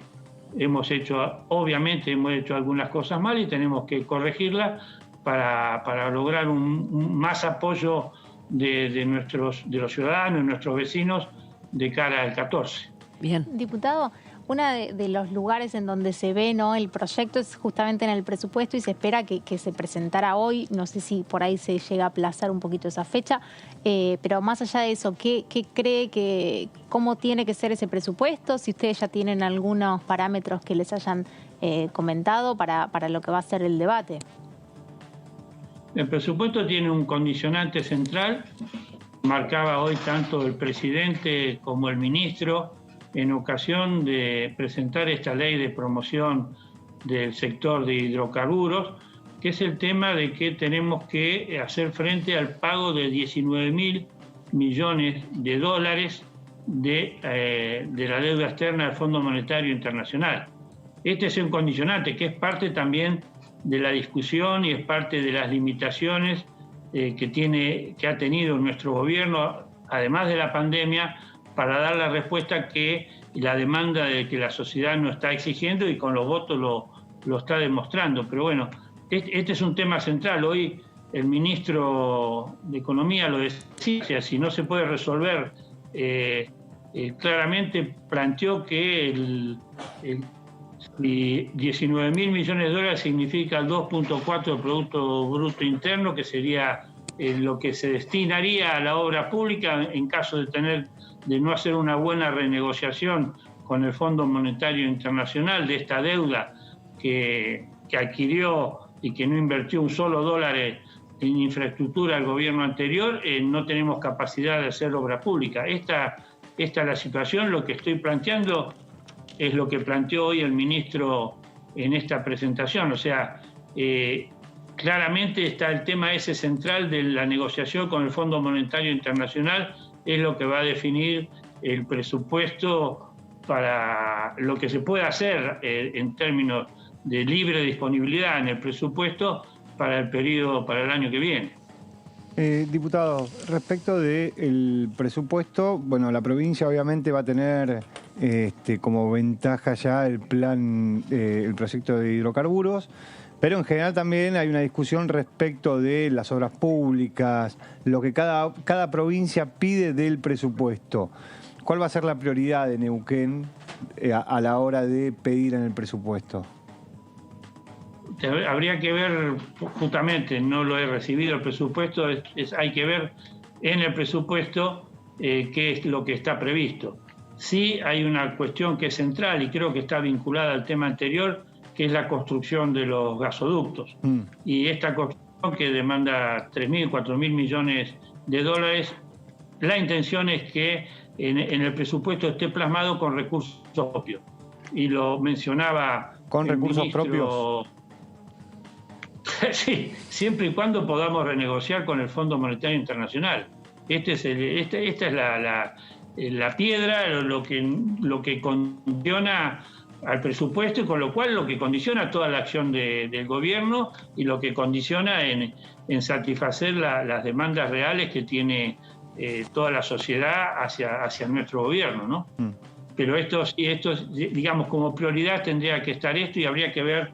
Luego hay obras de infraestructura, que es lo que plasma el presupuesto, y después, bueno, en función de lo que esté expresado, bueno, van a surgir demandas de distintos lugares de la provincia, si están o no están contempladas las obras. Bien, Guillermo, muchas gracias por tu tiempo, por querer conectarte en un día tan particular como el de hoy, por tu sinceridad en la respuesta también. Se aprecia y mucho en estas épocas. No es la mejor situación, ¿no? Pero bueno, creo que es parte de nuestra responsabilidad, comunicarnos y dar nuestros puntos de vista. Así que bueno, está muy bien.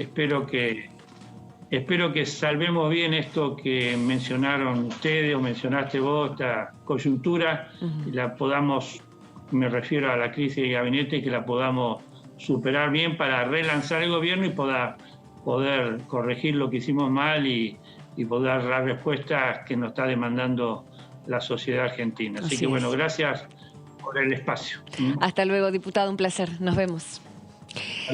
Así están algunos legisladores dándonos su parecer y, por supuesto, entendiendo en temas bien propios, como el caso de la ley de hidrocarburos, que en el día de hoy parece que fue ayer o antes de ayer. ¿No tienen esa sensación? Sí. Pero eso sucede cuando la data muchas cosas. Va volando.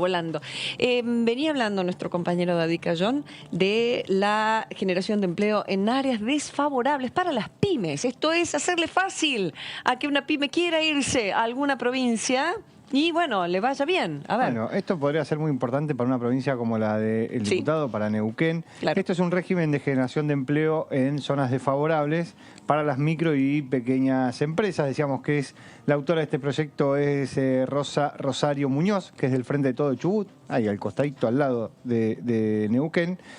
Y lo que busca es la incorporación de empleo en zonas desfavorables en las micros, pequeñas y medianas empresas. Las zonas desfavorables del país son la provincia de Río Negro, Neuquén, Chubut, Santa Cruz, La Pampa, Tierra del Fuego e islas del Atlántico Sur. el partido de Carmen de Patagones en la provincia de Buenos Aires. Son todas zonas donde las temperaturas es bajo cero. Por eso se las reconoce como zonas de favorable. Bien.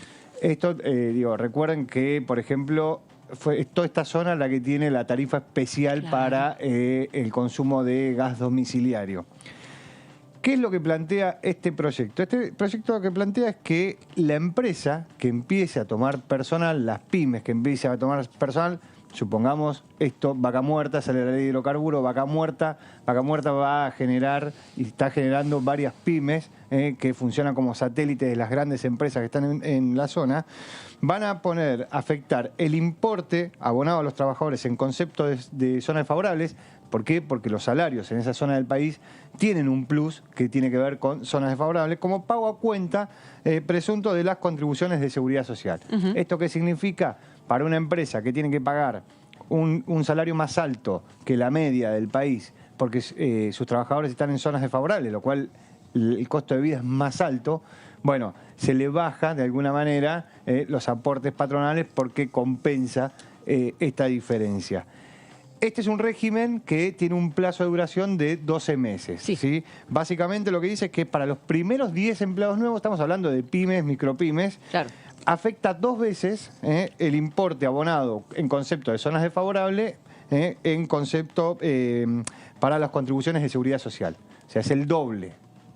Espérate, entonces... Si yo te pago 5 porque por arriba del salario por zonas desfavorables, afecto 10 a las contribuciones sociales. Perfecto. Que tenía que hacer a la seguridad social. Para los segundos 10 empleados que toma es el 1,5%. ¿Sí? Afecto 7,5% de ese plus que pago. Y para el resto de los trabajadores nuevos que empiezan a tomar es una vez. O sea, afecto lo mismo para la seguridad social que el plus por zona desfavorable. Esto tiene un plazo de 12 meses, establece un plazo de 12 meses, porque básicamente lo que se busca es generar esa entrada al trabajo una vez que si una pyme, una micropyme empieza a tomar trabajadores nuevos, implica y significa que tiene contratos nuevos para cumplir. Entonces significa que va a tener mayores ingresos en el tiempo porque está trabajando más. Entonces el beneficio fiscal de la parte que te pago de plus, plus salarial por zona desfavorable, te la descuento, el Estado te la descuenta del otro lado, bueno, eso tiene un periodo acotado porque después ya la empresa empieza a generar facturación propia. Claro. Se calcula entonces un año, 12 meses de este tipo de beneficios, cosa que le dé tiempo al empresario a generar, ¿no? Bueno, esto con Vaca Muerta, por ejemplo, la zona de Vaca Muerta va a funcionar, o se supone que va a funcionar muy bien, porque el problema que tienen estos sectores es que vos te vas a encontrar con una multinacional, una petrolera multinacional que desembarca en la zona con grandes equipos, pero que un día necesita arreglar esos grandes equipos, que un día necesita... Un pueblo alrededor, David, como era antes, que las grandes fábricas iban y se creaban pueblos que ponían los nombres de las empresas a las escuelas. La puerta de entrada de Vaca Muerta, que es Añelo, en la provincia, básicamente es un pueblo que funciona, es una ciudad que funciona sobre Vaca Muerta. Entonces tiene que brindarle servicios a las empresas que están en Vaca Muerta. Bueno, esto lo que hace es que aquellas pymes, micropymes, que no tienen capital para poder seguir creciendo, bueno, de alguna manera te subsidia ese crecimiento a la hora de tomar personal.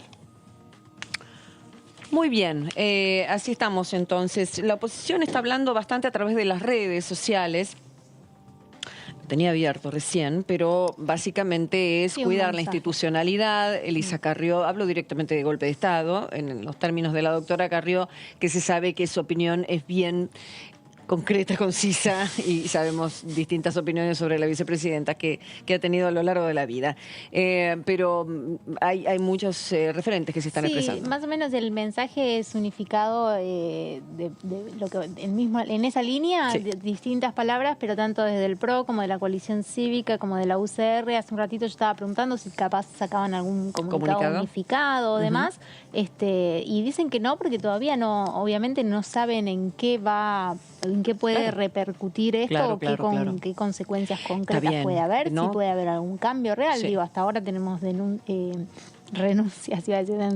presentadas y hay muchas reuniones dentro, en este momento, de la Casa Rosada. Entonces, también, si bien los mensajes son en las redes de cautela y viendo qué va a pasar, todavía no hay nada concreto, con lo cual no van a sacar un comunicado oficial, sino que distintos dirigentes se van expresando y sobre todo llamando a la precaución.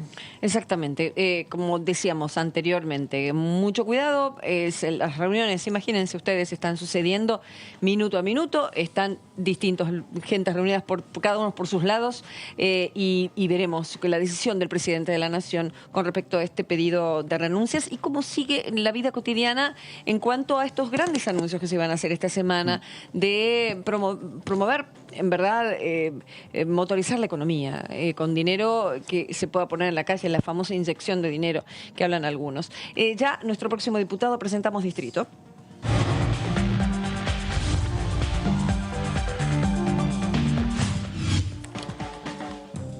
Facundo Suárez Lastra. ¿Cómo va, diputado? ¿Qué dice? Muy bien, Karen, buenas tardes. Tarde complicada, movidita. Ya lo creo. ¿Qué primera sensación que da este escenario? No, yo creo que hay que procurar tener calma, que el gobierno tenga calma, que el presidente tenga calma, que asuma la responsabilidad. Creo que es una jugada fuerte de un sector del gobierno que procura no sé si presionar o generar una actitud que le permita al presidente tomar decisiones. Yo estaría alerta porque no tenemos información, no quisiera hacer una especulación, es muy delicado. Yo estuve con el presidente de nuestro bloque, con Mario Negri, y la idea era no sacar un comunicado para no dar la sensación de que entendemos que hay una crisis. No, hay un tema que es del gobierno, que el gobierno lo tiene que resolver, dar los señales, informar, ver por dónde viene la cosa, y mientras tanto nosotros llamamos a la responsabilidad y a ser cuidadosos. Es un momento muy difícil, hubo un voto muy esperanzador. Tenemos que actuar a la altura de las circunstancias, el gobierno, que le fue muy mal, y la oposición, a la que afortunadamente no fue muy bien en las elecciones, ¿no? David. Sí, respecto de esto, usted tiene muchos años en la política, digo, ¿es una cuestión de forma o es una cuestión de fondo? Digo, no es la primera vez que después de una elección los ministros del gabinete le presentan la renuncia a quien comanda. Y por eso le pregunto si es una cuestión de forma, de cómo se hizo, o es una cuestión de fondo que incluye una discusión más profunda respecto de la designación de los ministros. Lo que lo hace un tema digno de ser analizado políticamente con mucho cuidado es que no es una decisión de los ministros generalizada, es de los ministros de un sector, del sector más íntimamente vinculados a la vicepresidenta Cristina Fernández de Kirchner, en un gobierno que es una experiencia institucional sin precedentes, donde hay un poder compartido entre la vicepresidenta y el presidente. Entonces, lo que hace que esto no sea un tema formal es que fueron exclusivamente los ministros más vinculados a la vicepresidenta y que todos siguieron una primera decisión pública hecha por el referente más importante que tiene el sector, que es el ministro de Interior, Guado de Pedro. Entonces, esto hace que el tema no sea una formalidad que están todos dándole una mano al presidente para que se sienta cómodo que hacer. Es una clarísima señal política de disputa de poder interna del gobierno. Por eso nosotros queremos ser muy prudentes de no meternos en eso y le reclamamos al gobierno y sobre todo al presidente que mire cuando actúa sobre esto, que mire a la sociedad. Mire a los que votamos en contra de su gobierno y a los que votaron a favor, pero mire a la sociedad en general y no actúe pensando exclusivamente en el conflicto interno del Frente de Todos. Diputado, ¿qué tal? Jazmín Mugliorini la saluda. ¿Qué rol tiene el Congreso y la oposición, digo, las otras fuerzas dentro del ruido que hay en este momento? de observación atenta y nada más. Este es un tema exclusivamente del Ejecutivo, no hay ninguna señal institucional que comprometa nada. Digamos, yo no quiero ser alarmista, no creo que la situación dé para ser alarmista. Yo diría es un escalón más en una lógica de relación del frente de todos. La vicepresidenta le ponía con el dedo así, los que no funcionan se tienen que ir, hacía recomendaciones, digamos, fue en un grado de escalada entre el proceso electoral. Habrá que tomar medidas, habrá que ordenar la casa, digamos. La vicepresidenta se pasó dando mensajes durante el proceso electoral y antes en esta línea, y este es un paso más en esto. Pero reitero, por ahora, en términos de la acción institucional del Congreso, a mí me parece que no corresponde nada. Lo que corresponde es que estemos atentos a ver si cumplen con la ley de presupuesto, la ley de administración financiera, y se presenta el presupuesto hoy, que por ahora no tenemos novedades, y que por lo menos vamos sabiendo que no está anunciado que el ministro de Economía venga a presentarlo como fue el año pasado. No por ahora, pero todo cambia tan rápidamente, Facundo, que es probable que tal vez mañana esté acá, no lo sabemos todavía. Difícil, lógicamente, por la situación que se está viviendo. Pero entró la ley de promoción de inversiones hidrocarburíferas. ¿Escuchaste al presidente hoy? ¿Te llegó material? ¿Qué dicen los...? No, decime. Material no me llegó, escuché lo del presidente y sus declaraciones. En principio debería decir que algunos de los principios generales enunciados por el presidente, desde mi perspectiva personal, y esto no compromete ni a mi bloque ni a nadie de la Comisión de Energía que yo integro, me parece que son principios alentadores, que apuntan a promocionar la inversión, generar reglas de estabilidad clara para inversiones importantes de 20 años de no cambio las reglas de juego, permitir exportar los saldos. Me parece que son todas señales que yo diría de sana política energética, que revisan una política energética muy equivocada que ha tenido el peronismo y el kirchnerismo en los últimos años. O sea que yo en principio diría, y reitero, sin haber visto el proyecto y solo por las palabras enunciadas por el presidente, diría que me parece que es una cosa razonable. Bien, repregunta sobre este tema. No, digo... Repregunten. Anímense a repreguntar. Ahí voy. No, respecto de esto que usted decía, bueno, de alguna manera es un giro respecto de la política energética que tuvo el kirchnerismo en los últimos años. También es un giro respecto de la política energética que tuvo Cambiemos, que estuvo basada en tarifas. Esto propone beneficios fiscales más que tarifa, más que el reaseguramiento de tarifa, y establece un proceso de exportación de excedente, no del negocio de la producción y la exportación. Digo, también modifica el paradigma de la gestión de Cambiemos respecto del incremento tarifario para asegurar la rentabilidad. No sé si tiene que ver con las tarifas esto, por lo menos lo que yo vi no tiene ninguna relación con las tarifas.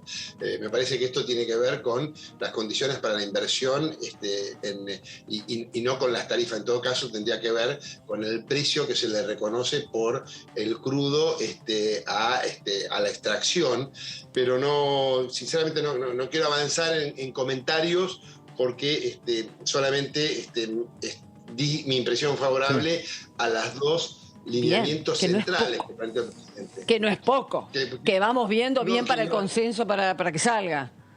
Después veremos. Por eso me parece que la verdad que lo veo como, digamos, así como los principios generales a que hacíamos referencia recién de la política anterior me parecían absolutamente equivocados, que iban contra la lógica del estímulo a la inversión, y de hecho se tradujo en una fortísima disminución de la producción petrolera, hidrocarburífera en general en el periodo. Me parece que en este caso estaría inspirada, por lo que dijo el presidente, en un concepto distinto que yo comparto, digamos. Pero reitero, ojalá que esto sea así y que pueda decir la semana que viene la leí, Karen, y me parece espectacular, celebro el cambio. Aparte porque, ¿saben qué? No podemos perder el tiempo. Hay un cambio de paradigma energético tan grande en la sociedad, se están generando alternativas. Si nosotros no explotamos racionalmente y urgente los recursos que tenemos, sobre todo el gas, que tenemos una reserva gasífera tremenda, probablemente esa riqueza se muera porque va a haber energías alternativas. O el litio, Facundo.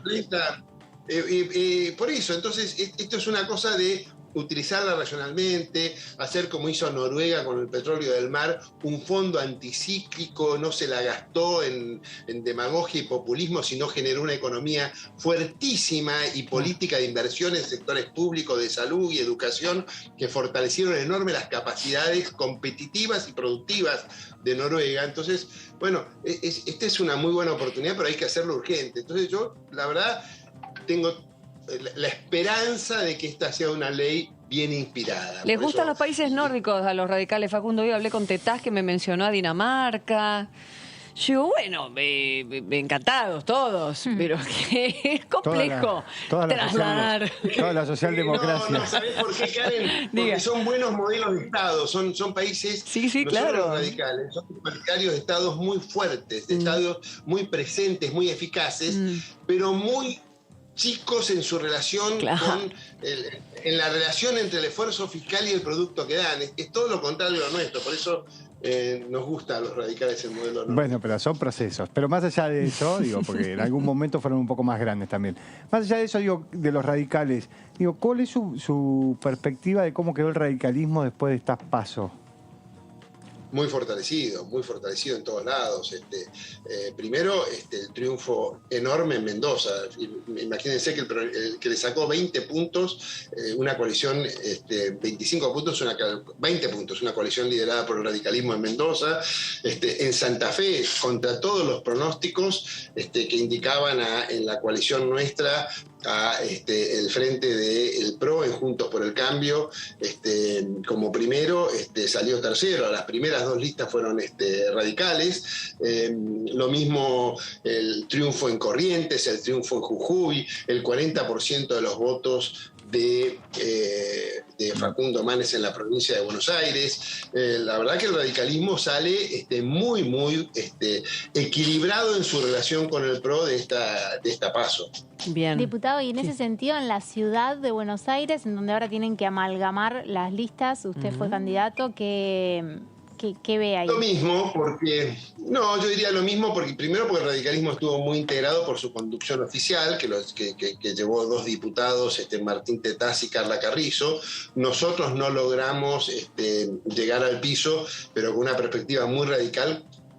Contribuimos con 70.000 votos, casi el 9% de los votos de Juntos por el Cambio son de un sector del radicalismo que ni siquiera es el radicalismo oficial, con lo cual también le da una vitalidad mayor. Hicimos otra propuesta, le dimos otro carácter, siempre muy colaborativo con la idea de sumar. Nosotros hicimos una campaña muy prolija en términos programáticos, sumábamos energía, sumábamos salud, sumábamos cuadros técnicos vinculados a la educación, y me parece que todo eso agregó y sumó y le agrega a la propuesta. Sigue siendo más equilibrada. Fíjense, el segundo candidato fue un candidato radical, nosotros estuvimos ahí, vamos a seguir todos trabajando juntos.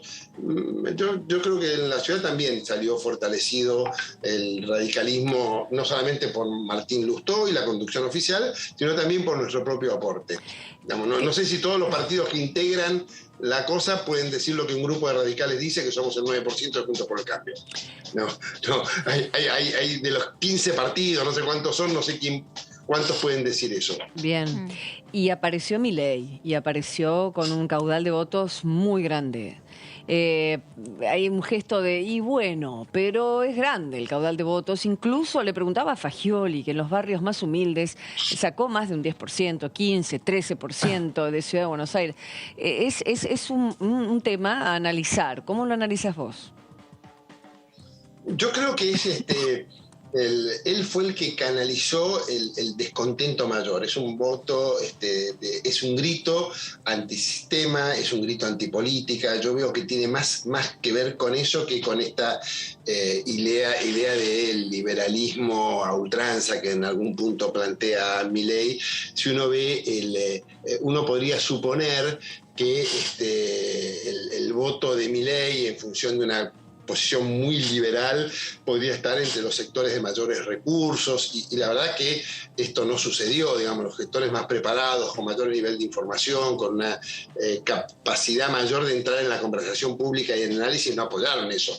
Lo apoyaron los sectores, yo diría, los que están más descontentos con el kirchnerismo, los sectores populares que vieron que le había ido mal a Cambiemos, que le fue mal al kirchnerismo y que una cosa muy antipolítica que a mí me interpela.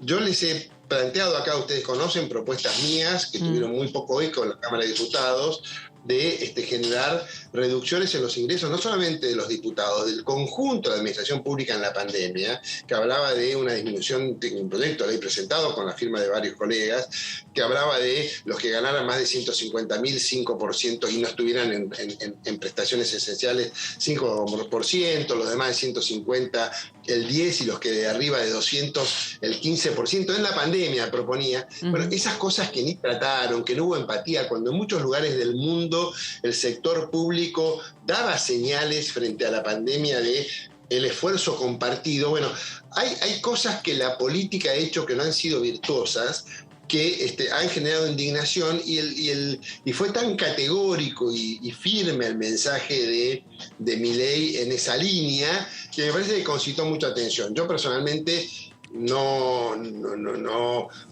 me siento interpelado por la crítica a algunas cosas justificadas que él hace y muy atento al disparate conceptual, a la grosería, pero no solamente la grosería por sí misma, sino el disparate conceptual de muchas de sus ideas. Él es un negacionista del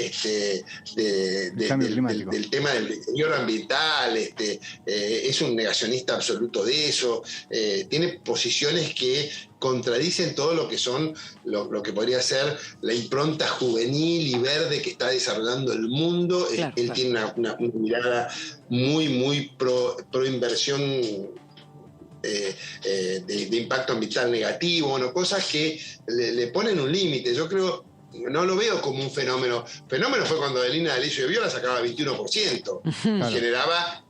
Claro. Y generaba expectativa de crecimiento. Yo sinceramente creo que esto es una alarma que tenemos que tener en cuenta. Yo me siento interpelado para que él no tenga razón cuando critica cosas de la política. Y yo creo que él tiene razón cuando critica algunas cosas de la política. Ahora, sus propuestas programáticas, su visión de la sociedad, la organización, me parece que le ponen un límite muy pequeño, digamos, no lo veo con perspectiva de crecimiento. Me decía David hace un momentito, ya el protocolo se va a renovar sí o sí, ya va a ser presencial el asunto. A mí me dicen que va a ser presencial, que no va a haber una renovación del protocolo, va a quedar la excepción para aquellas personas de riesgo, sí. Pero que la idea es que la Cámara de Diputados vuelva a sesionar de manera presencial, por lo menos lo que resta del año. ¿Se va a firmar algo? Me parece fundamental.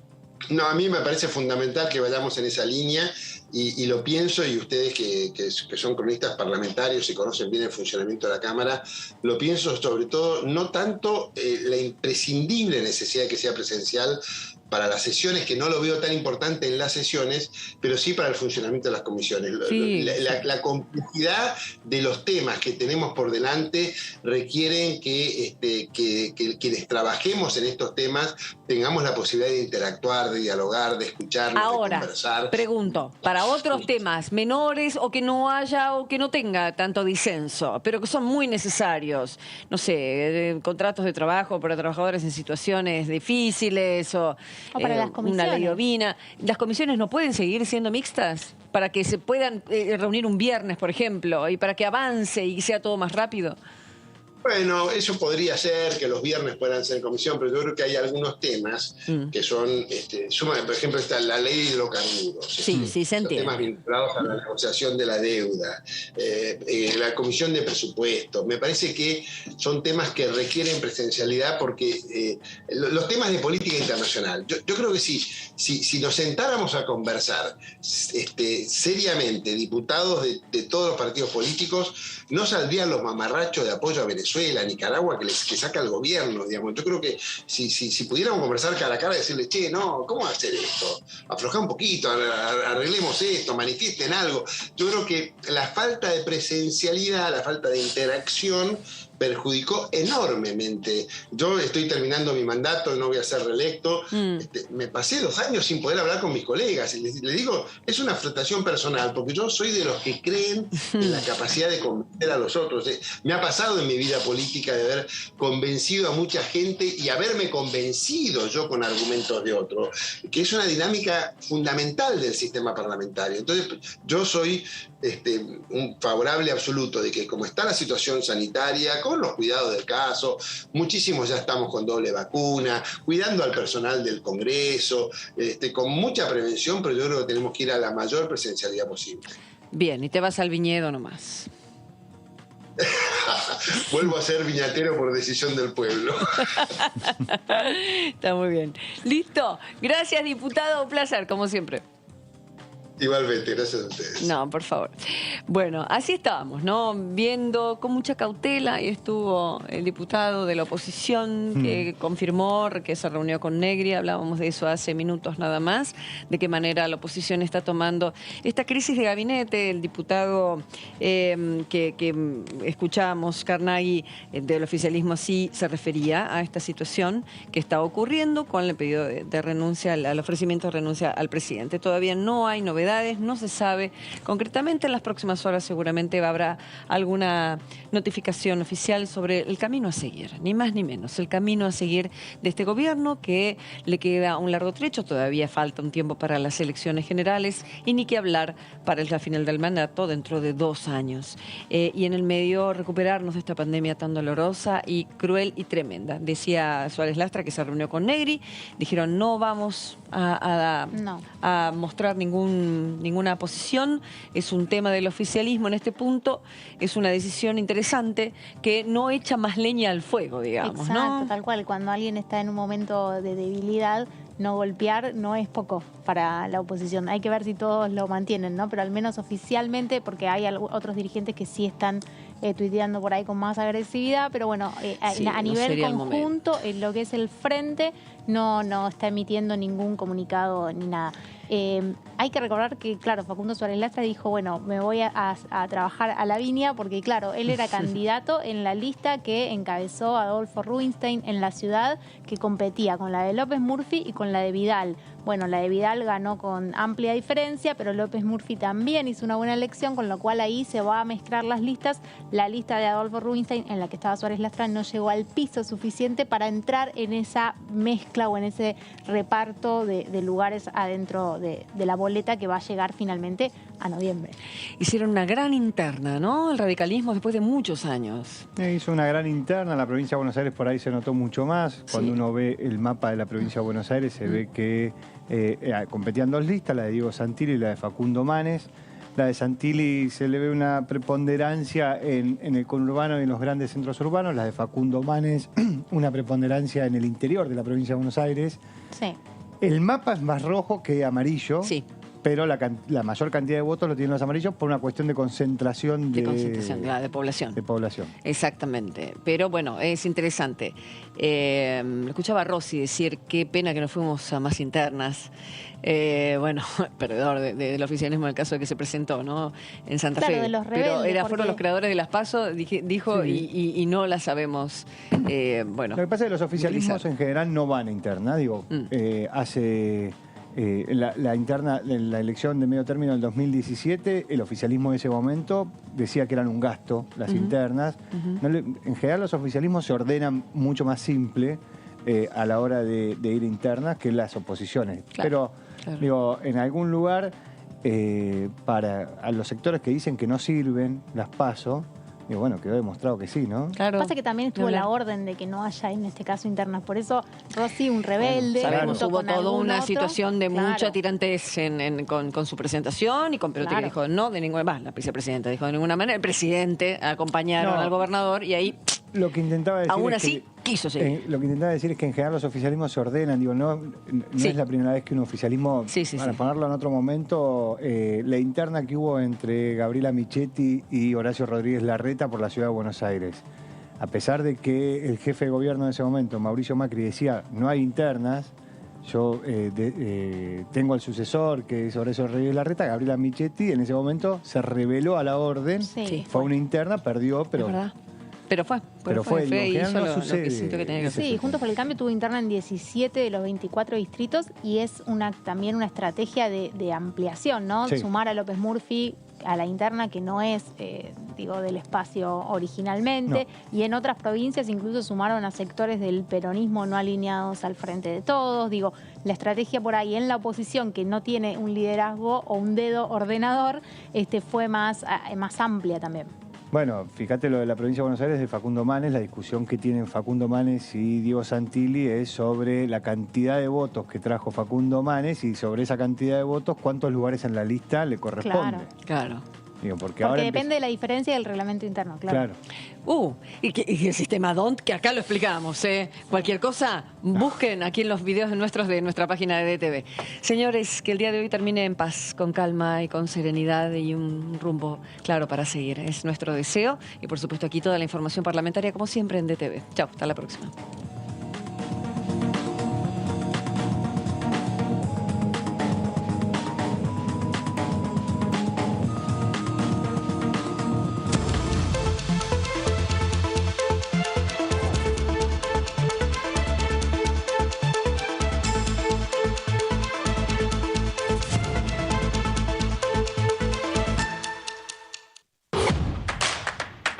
Información.